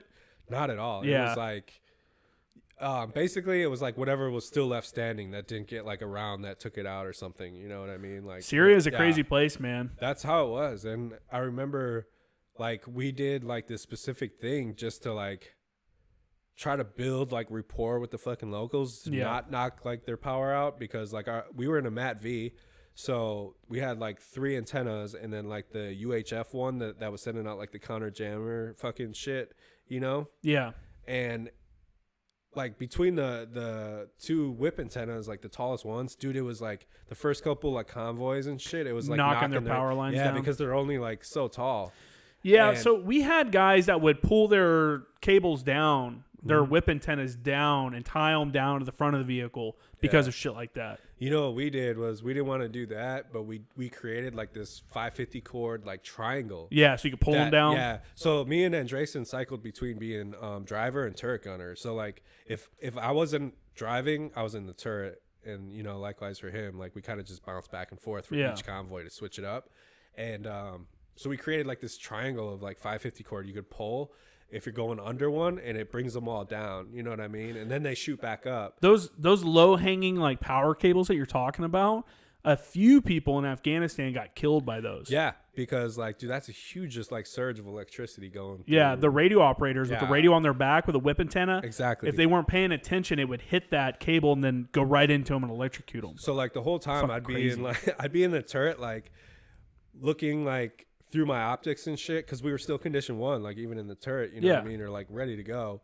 And like, what kind of machine guns you guys have? So on ours, we actually had just a 240 on ours. Okay. Everybody else had like a 50 cal and up. 240 is the way to go, though. Yeah, I liked it. I liked it because like, dude, me and Andresen got weirdly good at setting up the truck too. Yeah. Like after like 2 months in of nonstop like convoys, like we were like a fucking. You have a process. Yeah, we were like a NASCAR like pit crew of like jumping up on the top, throwing the fucking machine gun in the turret, and just like getting everything started. Like we could do that shit in like 20-30 seconds, like everything. Yeah. Like mount the machine gun. Yeah, you get so start used to the truck, prepping. like throw all like the chalk blocks in or whatever the fuck, like throw all the gear in. Like we were done in like 30 seconds towards the And you were in end. a Mat V, huh? Yeah. And we like so I'd be like going through like those like tight alleyways and shit of like one of the towns, and like you got to watch for like the power lines above, but then you're like also watching like all the windows and shit in the turret, like trying your best to like multitask with that. And it's just like, yeah, I think there's a thing where if you leave them like bent like that and just tied down, it fucks up the range. Yeah. Well, yeah. Yeah. That makes sense. There's like more science to it. I've seen both. That's why we didn't want to fucking do that. How'd you like living out of a Mat V? It was pretty cool. It was Yeah. pretty cool because everybody else had the MRAPs. So like we were like, fuck yeah, I'll take the Matt V.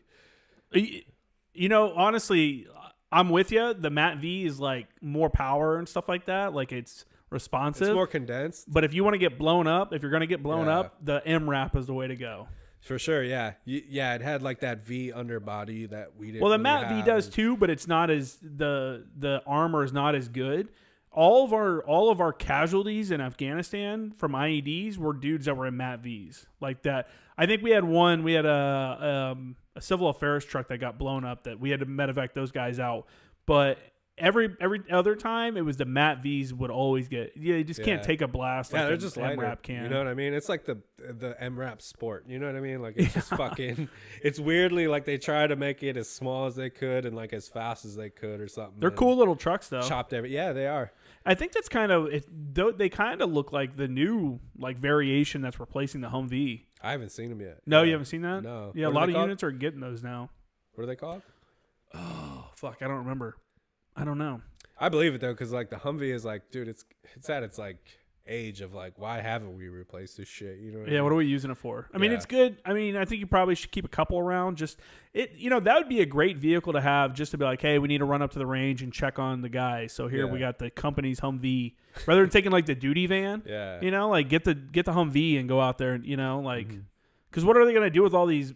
There's got to be tens of thousands of Humvees in the U.S. military, like, and now like. You can't give them to police departments at all because if you give it because all these police departments were receiving them for free and now everyone's like, those bastards, they're militarized. Yeah. So now what are you going to do? Just keep them in Barstow and shit like that and sell them to people for the auctions? Yeah. I think they're just going to get auctioned off. I'm almost 100% positive. I don't know if it's in Temecula or Oceanside. I seen someone fucking driving one, dude. There's a guy up in, I want to say it's around that area, between Oceanside and Temecula somewhere. There's a company there that actually does custom ones, like the actual Hummer, but then they take it and like do all kinds of shit to it to make it, more livable out of, like like to actually ride around. It's more comfortable, but it also has all this other shit on it too. It was actually pretty nice. I saw one at Cars and Coffee when I would go to that before, the pandemic. I was just like, being around like military vehicles and shit, I was like, dude, they're not designed for comfort whatsoever. JLTV. What the That's what it's called. What would make you want to like drive that on a personal level? Like, what the Well, fuck? maybe you have a ranch and you're a hunter. That's like your ranch vehicle or something. That's like a 4x4 vehicle, but yeah, I mean, I think I'd still rather have a UTV. yeah, I'm talking about the guy in like Oceanside. I was like, just cruising gotta be around. fucking miserable. Like, It seems cool when you're on the Yeah. outside looking in. You're like, oh look, a Humvee, military grade. but that's what I was thinking. I was like, people probably really think that, but I'm like, what a piece of shit. Like, it's probably gonna break down in front of me. I've replaced many a Humvee motor, transmission, transfer cases. Like they're hit and miss. It's I think that the turbo ones are the same as like a GMC truck, and I think that model had like a lot of issues of motor already. So it's like one of those things where it's not gonna last.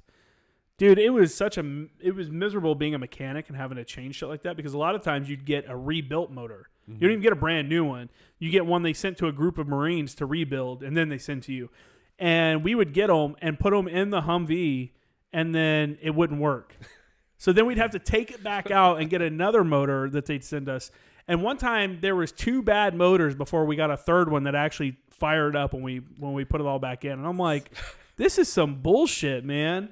Like, this is ridiculous. How is this acceptable that... I don't remember like a single time using them like during a long like haul, like a field op or something where it didn't break down. Like, it was just expected. It's sometimes, man. Yeah. We like, ride them hard. And they sit around a lot, too, though. But we beat the fuck up out of that Matt V, and it was, man, that thing. But that's thing was brand good. new. That's like Yeah. new technology, newer True. stuff. It was like probably brand new. Everything we got in Kuwait, like to get outfitted before we left for Syria, was like fucking brand new, dude. Well, that's good. We had a brand new 240. We had like a brand new like thermal. I forgot what the nomenclature is, but like thermal fucking optic for it. Yeah. It was just like, dude. That's what you want to hear. Exactly. It was like rather than you got a bunch of garbage or something like that. Yeah, because I had trained with a lot of garbage. That was like my expectation. Like, you know what I mean? I was actually pleasantly surprised. What kind of bullshit are they going to stick me with? Dude, yeah, and I was already used to carrying the saw at that point, so like the 240 was just like, oh, this feels natural. Like it was just like that in my M4. It just felt like a normal load. Fucking crazy stuff, man. Yeah. Well, dude, we're at over 2 hours, so probably wrap this up. Is there anything else you want to get into before we finish up here? No, yeah, I don't have anything urgent. Man, it's just nice being back on and kind of going over some shit. I know we had technical difficulties the last Dude, time. it's weird. Also, it's the thing I noticed a little while ago. There's nothing I can do about it now, but your video screen is actually showing a screenshot of what you would see in the viewfinder of the camcorder, which has never done that. That's weird. This is those technology things that just kind of happen. So the people that are watching, it says like December. It has a date in the bottom right corner and something up in the bottom top left corner. It's super weird, but it is what it is, man. I'm learning on the go here. I haven't done a live stream in a long time because I kept having issues with it, and it was always like choppy and shit like that. And this morning I did like a multiple speed test, and it seemed like my internet connection was pretty stable. And I was like, you know what? Fuck it. We'll just give it a try. If it works, it works. If it doesn't, it doesn't. And then this time it worked. So appreciate you coming on. Thanks, man.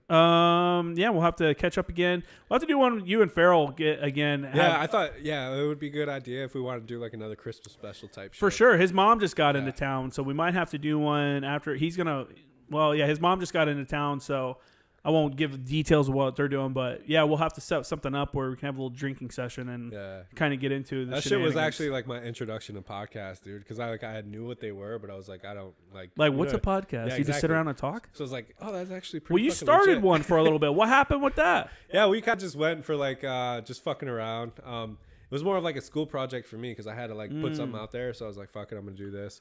And yeah, I mean, it's still getting listens, but it's just we haven't put content out. I don't know. Are you going to do another one? I was thinking about trying to get a season 2 going and just be like, it's more of like just fucking around and like talking about funny shit. Yeah. Just kind of like shooting the shit than like serious topics. Well, I think, there's a lot of podcasts out there like that. I think the thing for a lot of people is they try to go like Joe Rogan, like super broad. Super like serious. And you kind of have, well, I mean, just like they try to like, I just want to bullshit about everything, rather than be like focused on one topic. And I like this, the way I've set this up, and I hope people have enjoyed it, is I try to do like a lot of like really serious, like let's sit down and talk about your enlistment, like deployments and like this crazy stuff. And then every once in a while, I do one where we're sitting around drinking and just kind of bullshitting and catching up on, It's good for you. I don't think you can do that every time, I don't think people would want to listen to us all, would just be hammered and shit. Yeah, that's what I'm saying. So we didn't get like hammered, but we kind of had like a few topics to talk about, and it was kind of funny, but. You got to find that niche topic and just kind of focus in on it. I'm just glad I got an A in the class. So I was like, hey, it works, man. Exactly. Well, that's cool, man. Well, all right. Well, I'm going to end it here. As you can see on the screen, if you're watching, at Former Action Guys and at J Kramer Graphics is my Instagram handles. You, like we talked about, recently deleted all your social media stuff. So yeah, it's like there, but it's deactivated. So yeah, for sure. Nothing for him. One day I'll pop back in. Make sure to hit up my website, jkramergraphics.com. And I got a couple good episodes coming up, so make sure you're subscribing, give a like, thumbs up, whatever on YouTube, and if you're on Apple Podcast, go over to Apple Podcast and leave a review. I'm at like 91 straight 5-star reviews, so that's cool. But it's always nice to get a written review, and I'll read it out on air and post it up on my social media just so everybody can see how great the show is. And yeah, if that's it, then I hope everyone enjoys their week. Later.